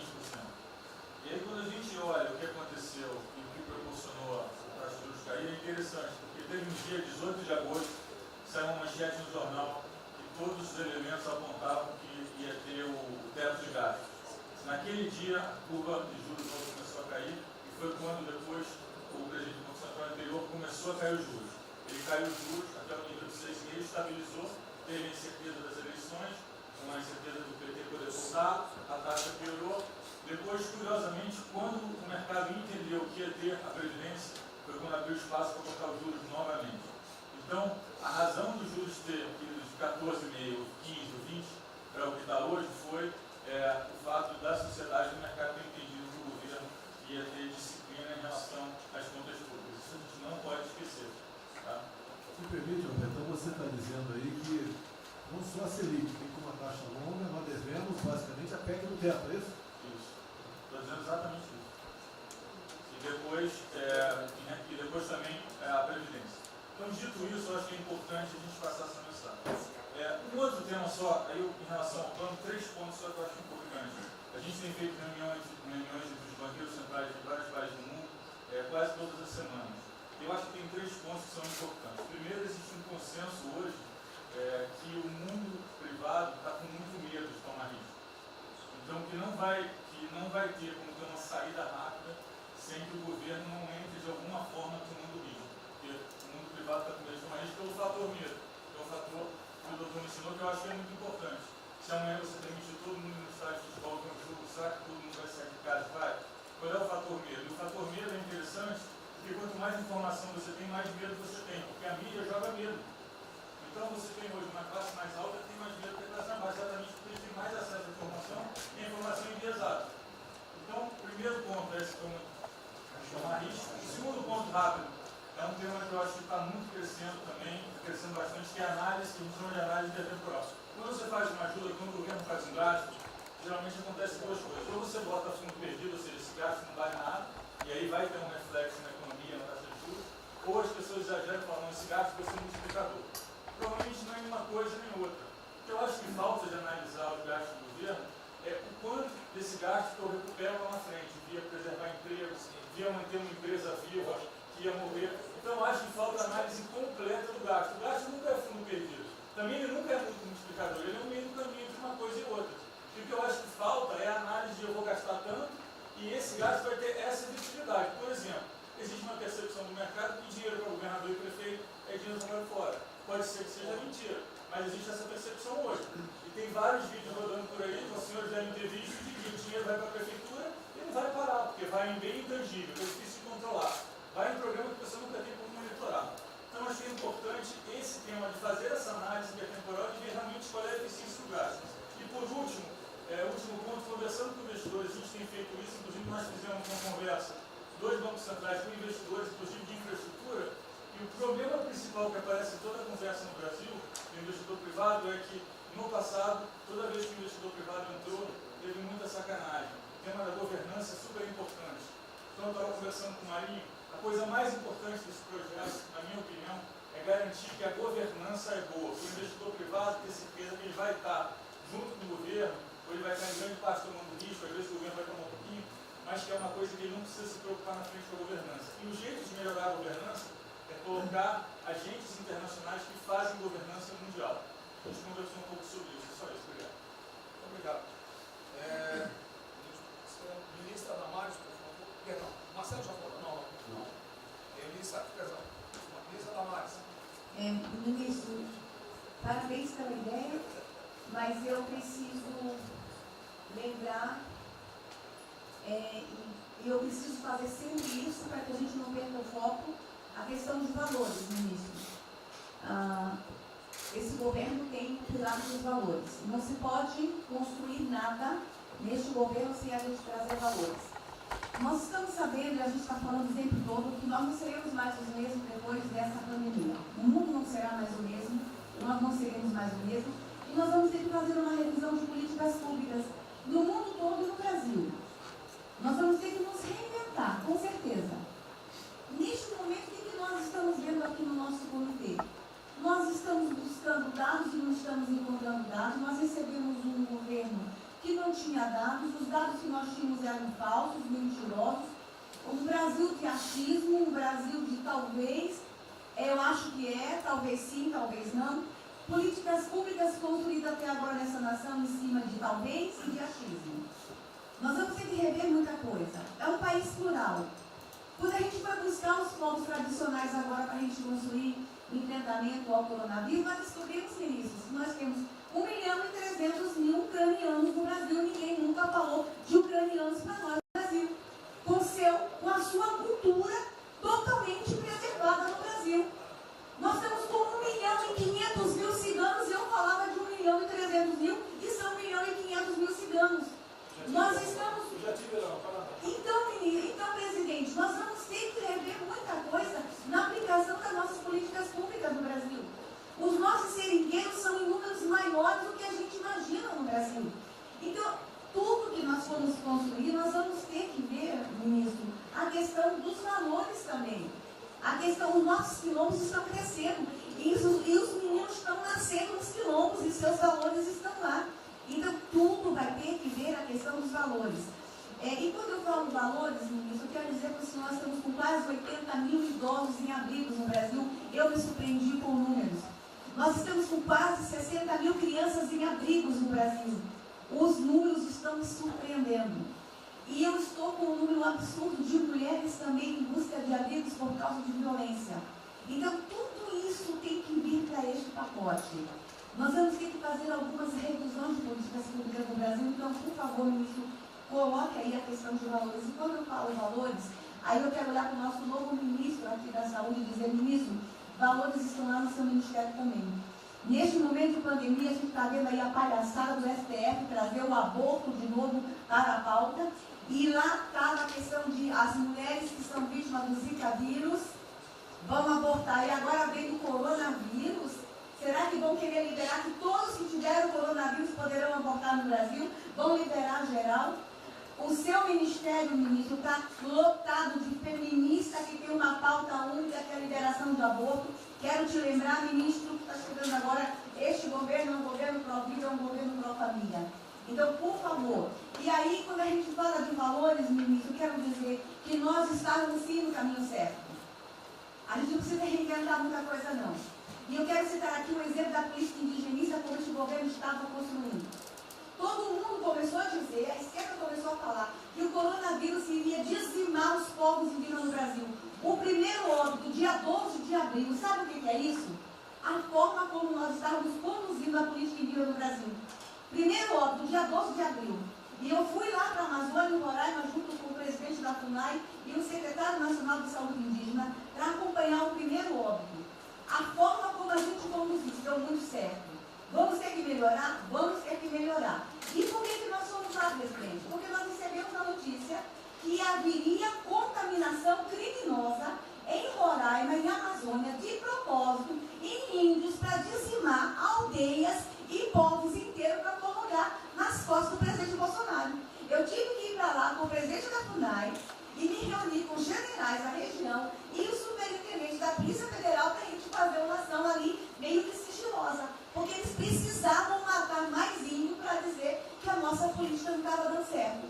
Então, o que a gente estava fazendo estava dando certo, o que nós estamos fazendo está dando certo. Então, aqui, general, todo o nosso trabalho que envolve políticas de valores precisa estar aqui no Pró-Brasil. E aí, presidente, só para encerrar, eu quero dizer para o senhor que a sua angústia tem razão de ser. Nunca houve tanta violação de direitos no Brasil como neste período. Direitos fundamentais foram violados. No nosso Disque 100 tem mais de 5.000 registros, ministros, de violação de direitos humanos. Mas o senhor tem uma ministra de direitos humanos e uma equipe muito corajosa. São mais de 5.000 procedimentos e ações que estão sendo construídos. Governadores e prefeitos responderão ao processo. Idosos estão sendo algemados e jogados dentro de camburões no Brasil. mulheres sendo jogadas no chão e sendo algemadas por não terem feito nada. Nós estamos vendo padres sendo multados em R$90 mil porque estavam indo da igreja com 2 fiéis. A maior violação de direitos humanos da história do Brasil nos últimos 30 anos está acontecendo neste momento. Mas nós estamos tomando providências, a pandemia vai passar, mas governadores e prefeitos responderão processos. E nós vamos pedir, inclusive, a prisão de governadores e prefeitos. E nós estamos subindo o tom. E discursos estão chegando. Nosso ministério vai começar a pegar pesado com governadores e prefeitos. Nunca vimos o que está acontecendo hoje. Se eles falavam que nós éramos violadores de direitos, eles estão. Inclusive, o governador Wellington agora, ontem, determinou que a polícia poderá entrar nas casas. Vocês não imaginam o que ele vai fazer. Poderá entrar assinou. A polícia poderá entrar na casa sem mandato.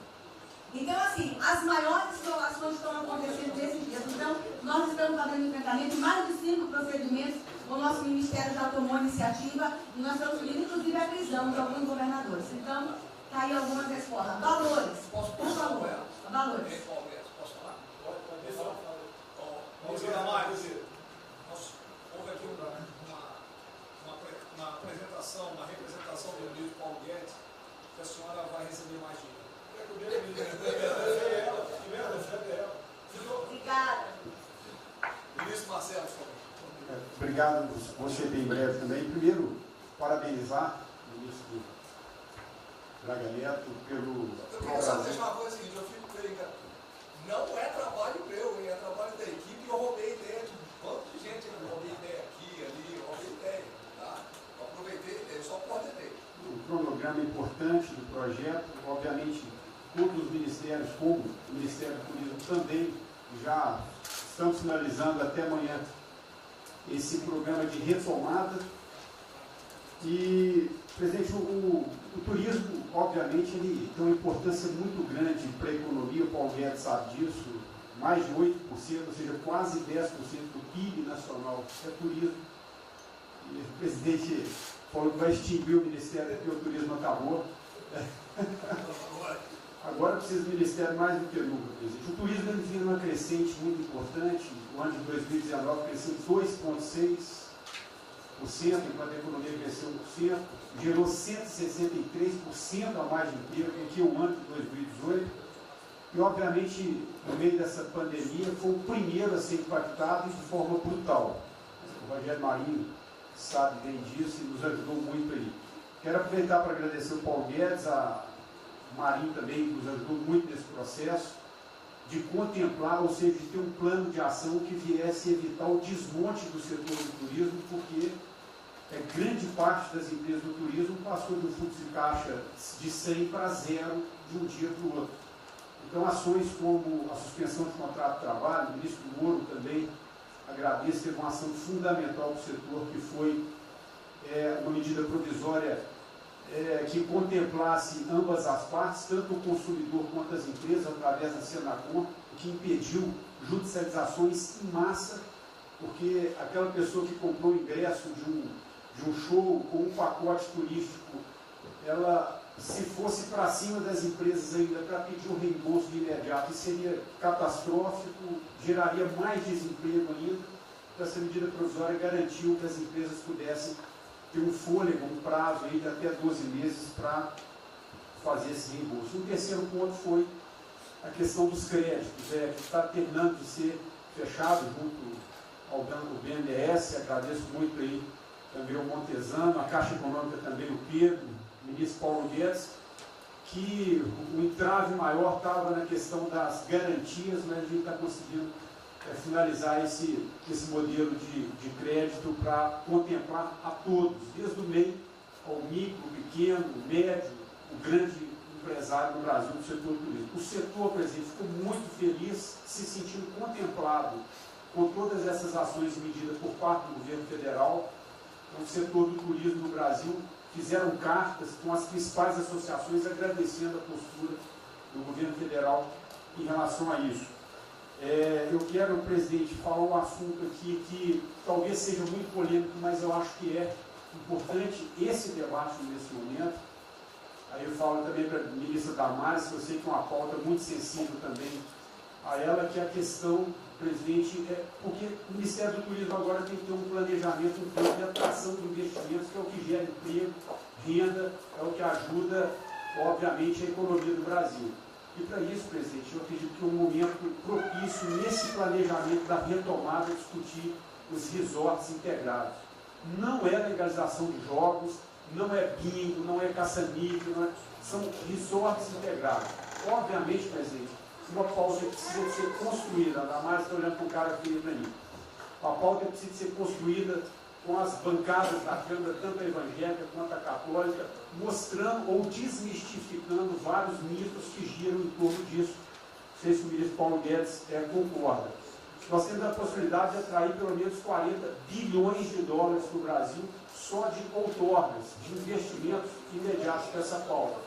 Mas o que precisa ser feito, presidente, é realmente desmistificar a questão de evasão de divisas, de lavagem de dinheiro, de tráfico de drogas, e para isso eu sugeriria que nesse debate pudéssemos contar com o Ministério da Justiça, através da Polícia Federal, o Ministério Público na mesa, a Receita Federal, os órgãos de controle, mas obviamente, presidente, uma pauta que só levaríamos para frente se a gente conseguir pacificar ou nos fazer entender pela bancada evangélica, pela bancada católica, para que não haja uma distorção na comunicação disso. Tem que ser um projeto muito bem feito, que eu acredito que pode ser, nesse processo da retomada, uma grande oportunidade para o Brasil atrair grandes complexos, dos quais apenas 3% são utilizados para os cassinos.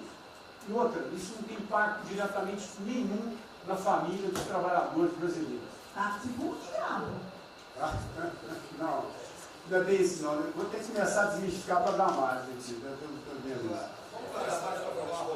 Então, presidente, aqui, não estou dizendo que a gente tem que colocar isso como um projeto de governo, obviamente, mas abrir esse debate em torno dos resorts integrados.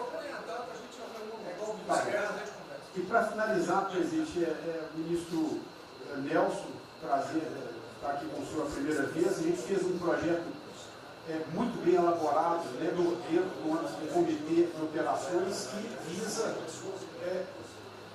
fazer com que os hotéis possam abrigar os profissionais de saúde, e só os profissionais de saúde.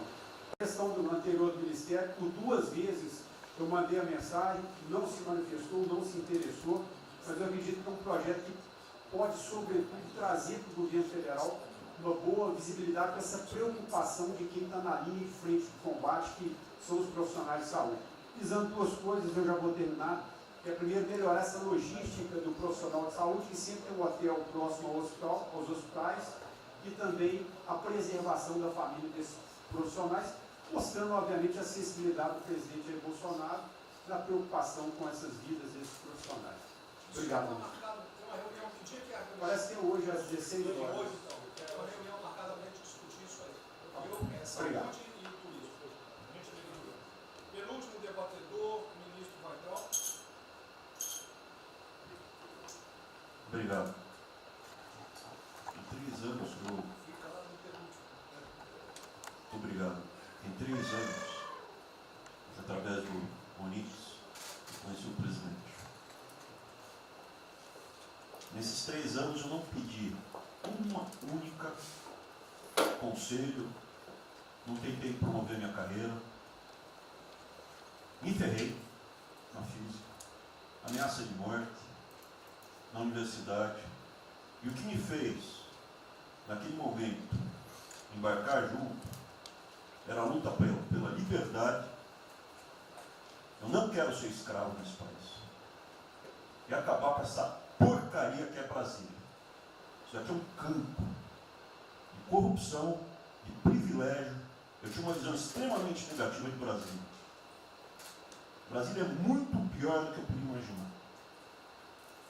As pessoas aqui perdem a percepção, a empatia, a relação com o povo. Se sentem inexpugnáveis. Eu tive o privilégio de ver a mais da metade aqui desse time chegar. Eu fui secretário executivo do ministro Onix. Eu acho que a gente está perdendo um pouco desse espírito. A gente está perdendo a luta pela liberdade. É isso que o povo está gritando. Não está gritando para ter mais Estado, para ter mais projetos, para ter mais... O povo está gritando por liberdade. Ponto. Eu acho que é isso que a gente está perdendo. Está perdendo mesmo. O povo está querendo ver o que me trouxe até aqui. Eu, por mim, botava esses vagabundos todos na cadeia. Começando no STF. E é isso que me choca. Era só isso, presidente.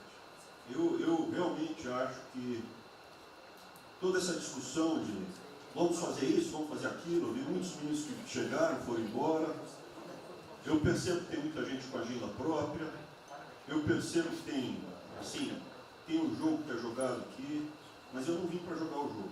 Eu vim aqui para lutar. E eu luto e me ferro. Eu estou com um monte de processo aqui no Comitê de Ética da Presidência. Eu sou o único que levou processo. É um absurdo o que está acontecendo aqui no Brasil. A gente está conversando com quem a gente tinha que lutar. A gente não está sendo duro bastante contra os privilégios, contra o tamanho do Estado. E eu realmente estou aqui de peito aberto, como vocês sabem disso. Levo tiro, odeio o Partido Comunista. Está querendo transformar a gente numa colônia. Esse país não é. Odeio o termo povos indígenas, odeio esse termo, odeio. Povos ciganos, só tem um povo nesse país. Não quer ser que é povo brasileiro, só tem um povo. Pode ser preto, pode ser branco, pode ser japonês, pode ser descendente de índio, mas tem que ser brasileiro, pô. Acabar com esse negócio de povos e privilégios. Só pode ter um povo. Não pode ter ministro que acha que é melhor do que o povo, do que o cidadão. Isso é um absurdo, a gente chegou até aqui. O senhor levou uma facada na barriga. Fez mais do que eu, levou uma facada. Mas eu também estou levando verdade e estou correndo risco. E fico escutando esse monte de gente defendendo privilégio, teta. Entendeu? É isso. Negócio, empréstimos. A gente veio aqui para acabar com tudo isso, não para manter essa estrutura. E esse é o meu sentimento extremamente chateado que eu estou vendo. Essa oportunidade se perder. Eu sou, evidentemente, eu estou no grupo dos ministros que está mais ligado com a militância. É evidente que eu era militante. Eu estava militando de peito aberto, continuo militando, do ponto de vista de carreira. Eu poderia ter tentado me dar bem. Não foi isso que eu fiz. Não foi isso que eu fiz. Sei que isso daqui é um palácio, existem intrigas palacianas, estou sendo muito franco. E a gente pode sim perder a liberdade, perder esse país. Ninguém vai se dar bem se a gente perder esse país. Quem vai se dar bem são pouquíssimas famílias. Pouquíssimas famílias. Não se iludam. Não se iludam. É isso. Deixa eu complementar aqui. O que o Ventório está falando, eu estou com 65 anos, a gente vai se aproximando do que não deve. Eu já tenho me policiado tocante a isso daí. São pessoas aqui em Brasília, os três poderes, que não sabem o que é povo. Eu converso com alguns, não sabem o que é um feijão com arroz, não sabem o que é um supermercado, esqueceu. Acho que o dinheiro cai do céu.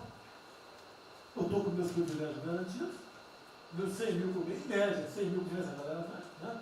Legalmente. E acho que isso não vai acabar nunca.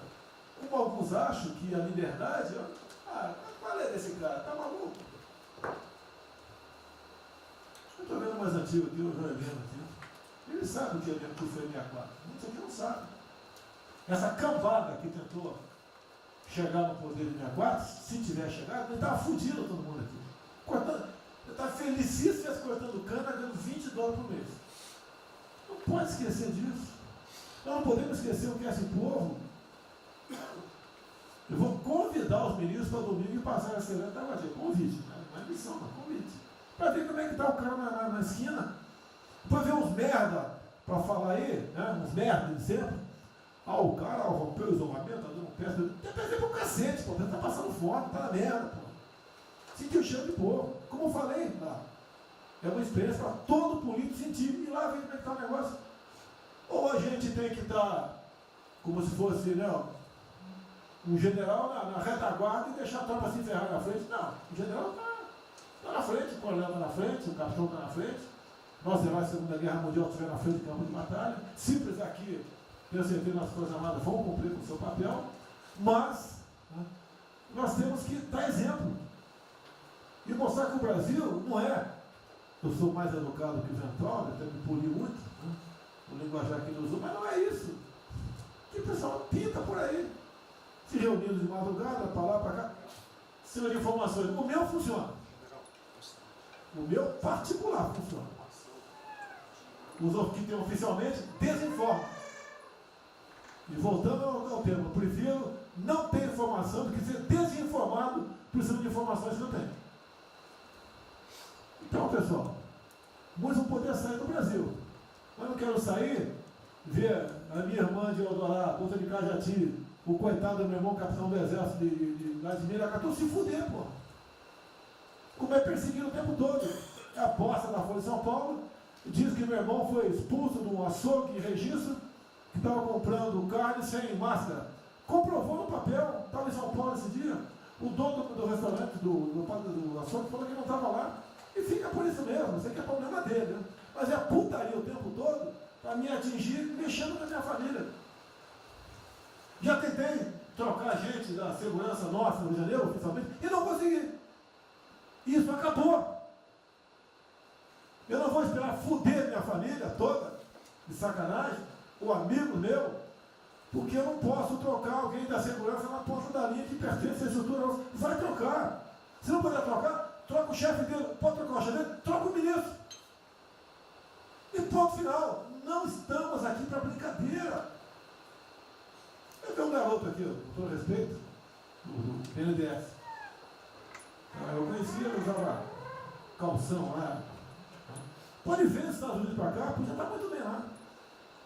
Veio para cá, eu tentava voltar ao Brasil com o vídeo do Paulo Guedes. E amigos, pais dele, coincidência, né, Paulo Guedes? Eu não lembro dos teus pais, de você, tá certo? Mas alguém que está investindo aqui. E todos nós temos que pensar nisso. O que esses filhos de Maia querem é a nossa liberdade. Olha, como é fácil impor uma ditadura no Brasil, como é fácil. O povo da delicado. Por isso que eu quero, de ministro da Justiça, ministro da Defesa, que o povo se abre. Que é a garantia que não vai ter um filho da puta aparecer para impor uma ditadura aqui. Que é fácil impor uma ditadura. Facílimo. Um bosta do prefeito, faz um bosta no mercado, algema e deixa todo mundo dentro de casa. Se eu tivesse armado, ia para a rua. E se eu fosse ditador, né, eu queria desarmar a população, como todos fizeram no passado, quando queriam, antes de pôr a sua respectiva ditadura. Aí, que a demonstração nossa, eu peço ao Fernando e ao outro, por favor, assine essa portaria hoje, que eu quero dar uma puta do recado para esses bosta. Por que eu estou armando o povo? Porque eu não quero uma ditadura. E não dá para segurar mais. Não dá para segurar mais. Quem não aceitar as minhas bandeiras, Damares, família, Deus, Brasil, armamento, liberdade de expressão, livre mercado, quem não aceitar isso está no governo errado. Esperem para 22, né, o seu Álvaro Dias, espere o Alckmin, espere o Haddad, ou talvez o Lula, né? E vai ser feliz com eles, pô. No meu governo está errado. É escancarar a questão do armamento aqui. Eu quero todo mundo armado. Que o povo armado jamais será escravizado. E que cada um faça, exerça o teu papel, se exponha. Aqui eu já falei. Pede o ministério quem for elogiado, pela Folha e pelo Globo. Pelo antagonista. Tá? Então tem certos blogs que só tem notícia boa de ministro, não sei como. O presidente é uma porrada, o ministro é elogiado. A gente vê por aí, o governo está, o ministério dele bem, apesar do presidente. É pra puta que eu pariu, porra. Eu disse, cadê o time, porra? Trocamos o time, espero trocar mais ninguém, espero. Mas nós temos que, na linha do Van Trump, de forma mais educada um pouquinho,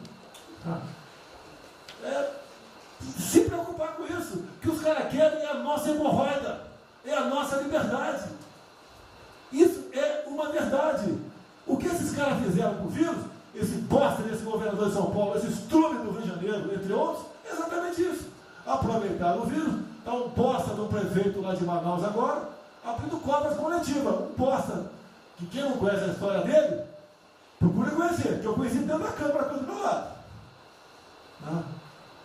E nós sabemos que a ideologia dele e o que ele prega. E que ele sempre foi. O que está aproveitando agora, um clima desse, está levando terror no Brasil. Então, pessoal, por favor, se preocupe, que é mais importante que a vida de cada um de vocês, que é a sua liberdade. Se não preso, não vale porra nenhuma. Bom, presidente, esses valores, esses princípios, e o alerta do General Levário também, como sua evocação, é que realmente nós estamos todos aqui por esses valores. Estamos aqui por esses valores. Nós não podemos esquecer disso. Não podemos conversar com todo mundo aqui, porque é o establishment, porque nós precisamos dele para provar coisas, mas nós sabemos que nós somos diferentes. Nós temos noção que nós somos diferentes deles. E quando eles cruzam a linha, a gente solta a mão e sai andando sozinho. Enquanto eles estiverem no trilho conosco, no caminho, fazendo as reformas que nós prometemos, nós estamos juntos. Mas que o cara soltou a mão, passou para o lado de lá, deixa o cara sozinho, a gente continua sozinho, vai procurar outra conversa, em outro lugar.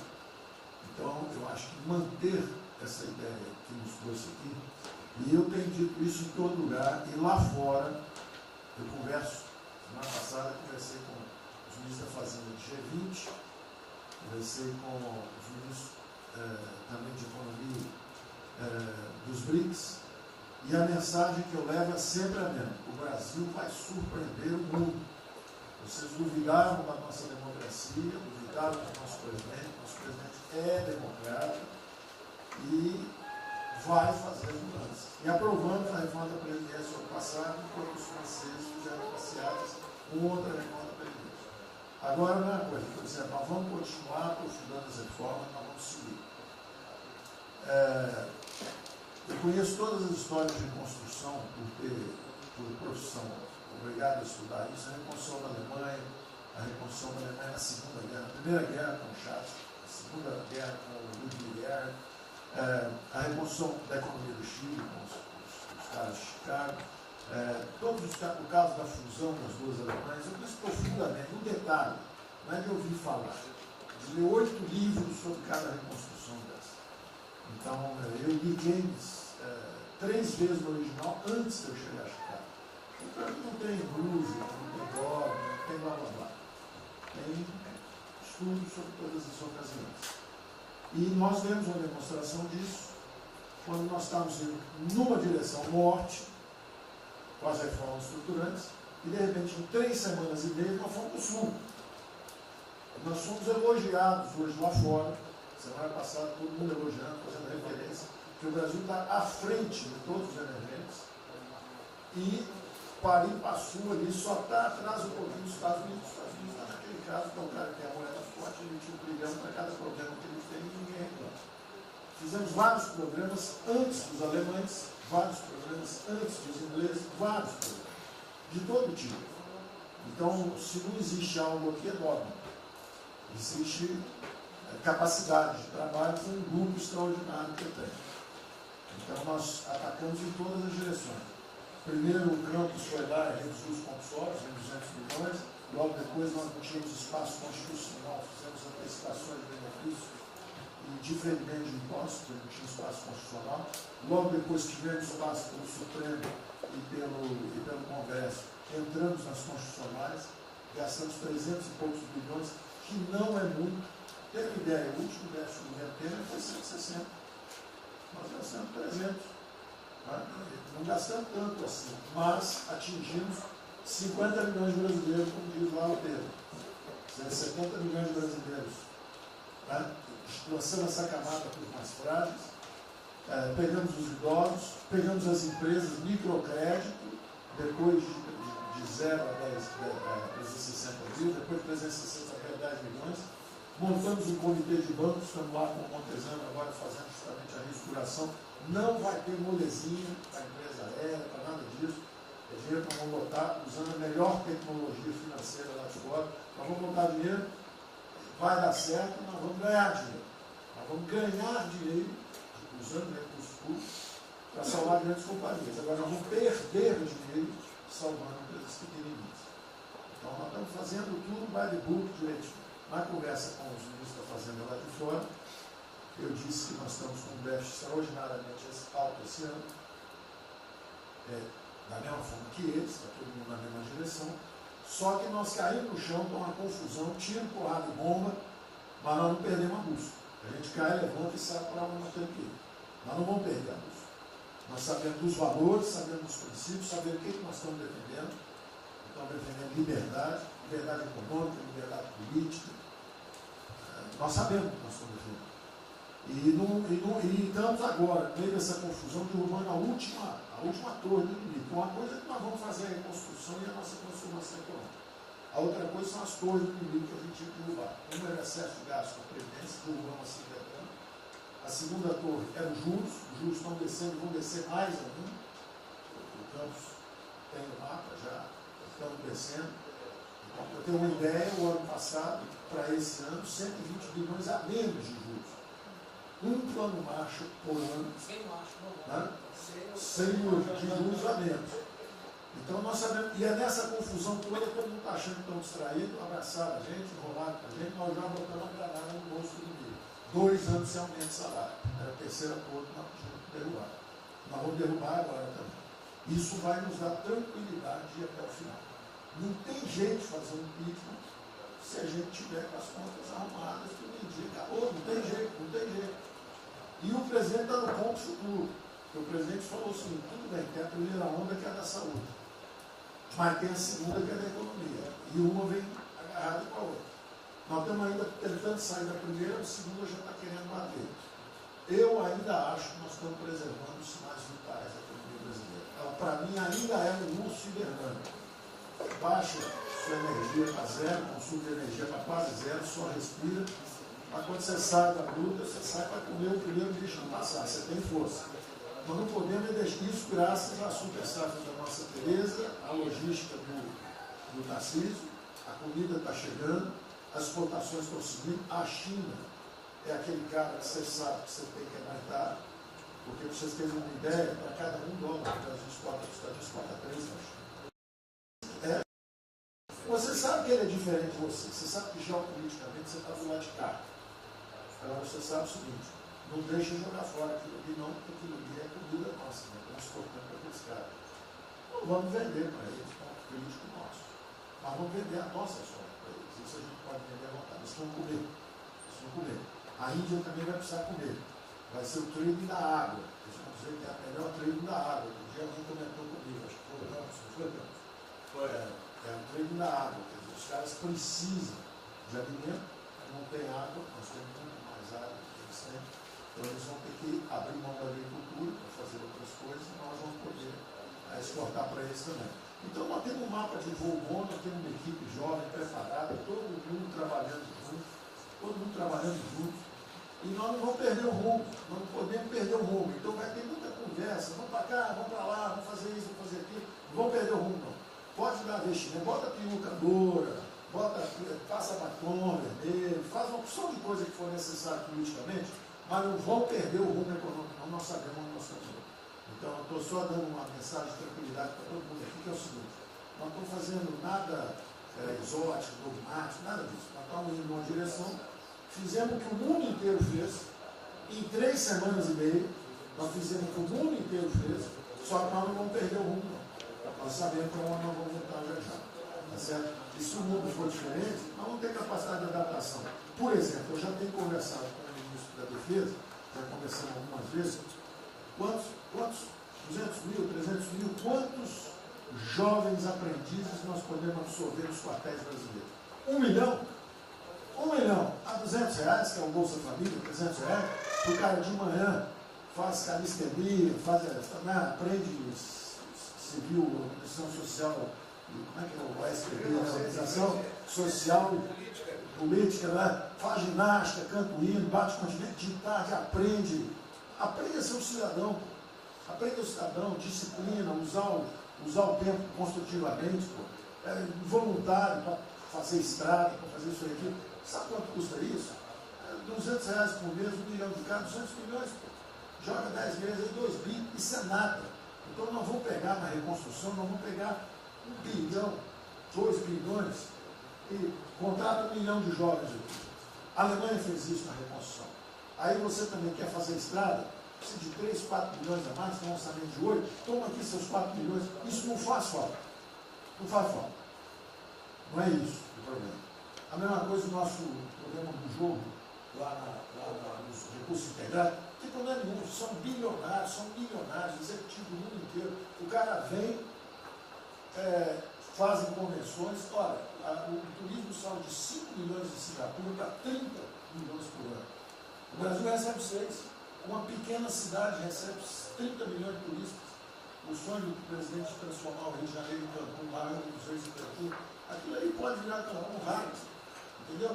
A mesma coisa a Espanha. A Espanha recebe 30, 40 milhões de turistas. Isso é uma cidade da Ásia. Macau recebe 26 milhões hoje na China. Só por causa desse negócio. É um centro de negócio.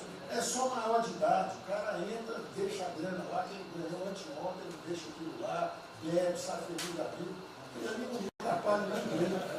Aquilo não atrapalha ninguém. Deixa cada um se fuder. Deixa o presidente fala de liberdade. Deixa cada um se fuder do jeito que quiser. Principalmente se o cara é maior, vacinado e bilionário. Deixa o cara se fuder.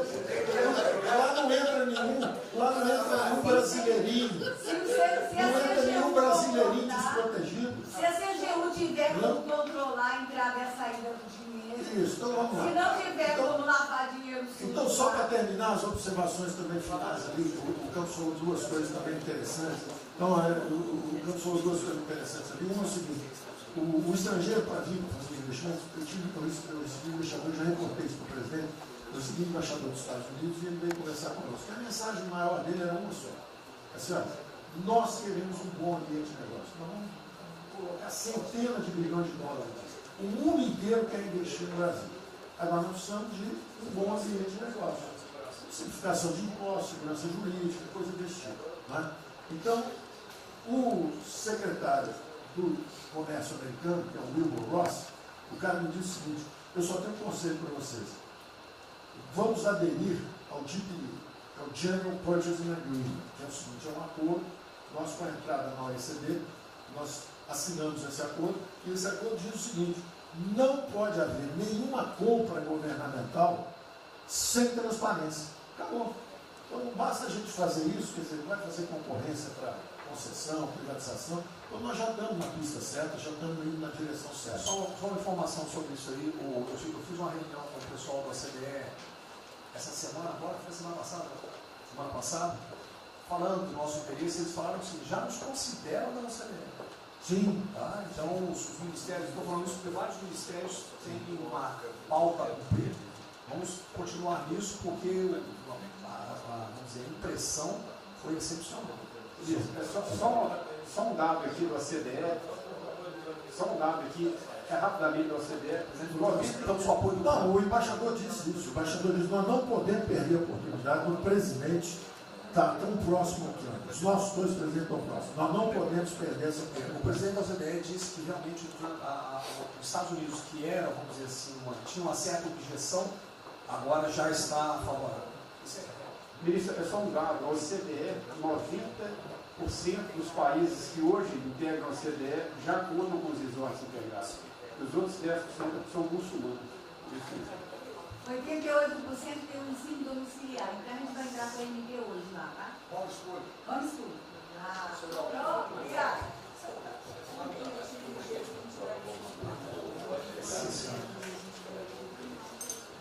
Uma nova ordem para o coronavírus. Muitos países vão colocar regras para ter estoque novamente. Eu acho que não é o nosso caso.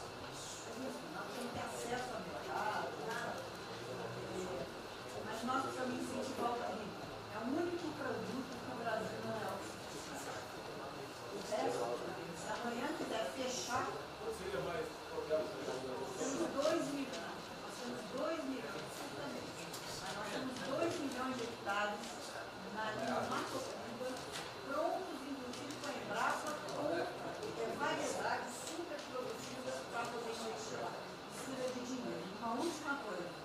dinheiro que volta, financiamento, que nós precisamos rebaixar o custo da agricultura, não aguenta 9% de juros, é muito alto. Não fala nada, não. O Banco do Brasil não está tudo em cobra. O Banco do Brasil não está tudo em cobra, não precisa nem privado nem público. Então, se for apertar o Rubem, coitado, ele é super liberal. Mas se apertar ele e falar, bota o juro baixo, eu não posso, senão a turma, os privados, meus minoritários me apertam. Aí você fala assim, bota o juro alto, eu não posso, porque senão o governo me aperta. O Banco do Brasil é um caso pronto de privatização. É um caso pronto, e a gente não está dando espaço. O senhor já notou que o BNDES e a Caixa, que são nossos públicos, a gente faz o que a gente quer. O Banco do Brasil não consegue fazer nada, ele tem um liberal lá. Então tem que vender essa porra logo. Apesar de todo aumento de risco que passou a haver no sistema bancário, o Banco do Brasil está expandindo bastante seus empréstimos e a agricultura, a ministra Tereza Cristina testemunha aqui de que o apoio está sendo muito grande e nós estamos numa situação confortável, ministro, porque, primeiro porque em termos de liquidez, o público vê o Banco do Brasil como um porto seguro. Então, nós não estamos tendo problemas que outros bancos estão tendo, de preocupação com a liquidez do banco, com a rigidez do banco. E na nossa formação de resultado, as pessoas físicas têm um papel preponderante dentro do Banco do Brasil. E nós temos a felicidade, nesse momento, de contar com folhas de pagamento de empresas públicas, das Forças Armadas, né, que, em termos relativos, estão numa situação mais segura do cidadão comum, que não participa de empresas públicas. Mas só confesse o seu sonho. Confesse o sonho. Confesse o seu sonho. Em relação à privatização, Foi 23 anos, agora em relação à privatização, eu acho que fica claro que com o BNDES cuidando do desenvolvimento, com a Caixa cuidando da área social, o Banco do Brasil estaria pronto para um programa de privatização. Né? Mas isso a gente pode fazer. Só se discute, só se fala isso em 23. A gente pode fazer um dia um seminário aí, que possa escrever aí.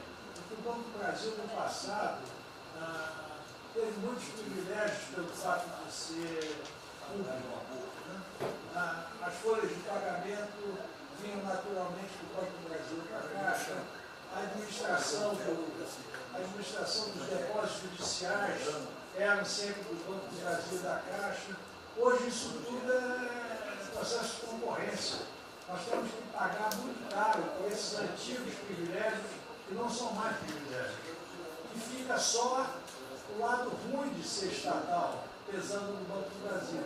Porque a gente não tem a mesma facilidade de contratação, a gente não tem a mesma facilidade de demissão de maus funcionários, e vai por diante. Quer dizer, tudo tem que submeter ao governo, o Tribunal de Contas travando tudo. Né? O Tribunal de Contas, hoje em dia, é uma usina de terror. Se a gente faz alguma coisa, está arriscado dentro da cadeia. Se não faz, é processado por inação. Você não tomou as providências que tinha que ter tomado. Virou um terror isso. Se ficar o bicho quieto, se correr o bicho come. Agora, se me permite, eu queria fazer uma observação rápida sobre a área de medicina. Eu acompanho os números diariamente. Eu vejo que os óbitos, eles chegaram diários, passaram de 200 durante alguns dias, 4, 5 dias, mais de 200 pessoas sendo mortas. De uns 4, 5 dias para cá, esses óbitos caíram bastante, já não chegam mais na casa dos 200. A minha sensação, de quem não é especialista no negócio, mas que observa os números, é que o tal do pico, o tal famoso pico, que gerava tantas preocupações, a minha sensação é que esse pico já passou. Né? Agora, é que o senhor não viu o número que nós mostramos assim agora, mas isso é outra história. Senhores, sem querer cortar, muito obrigado a todos, porque senão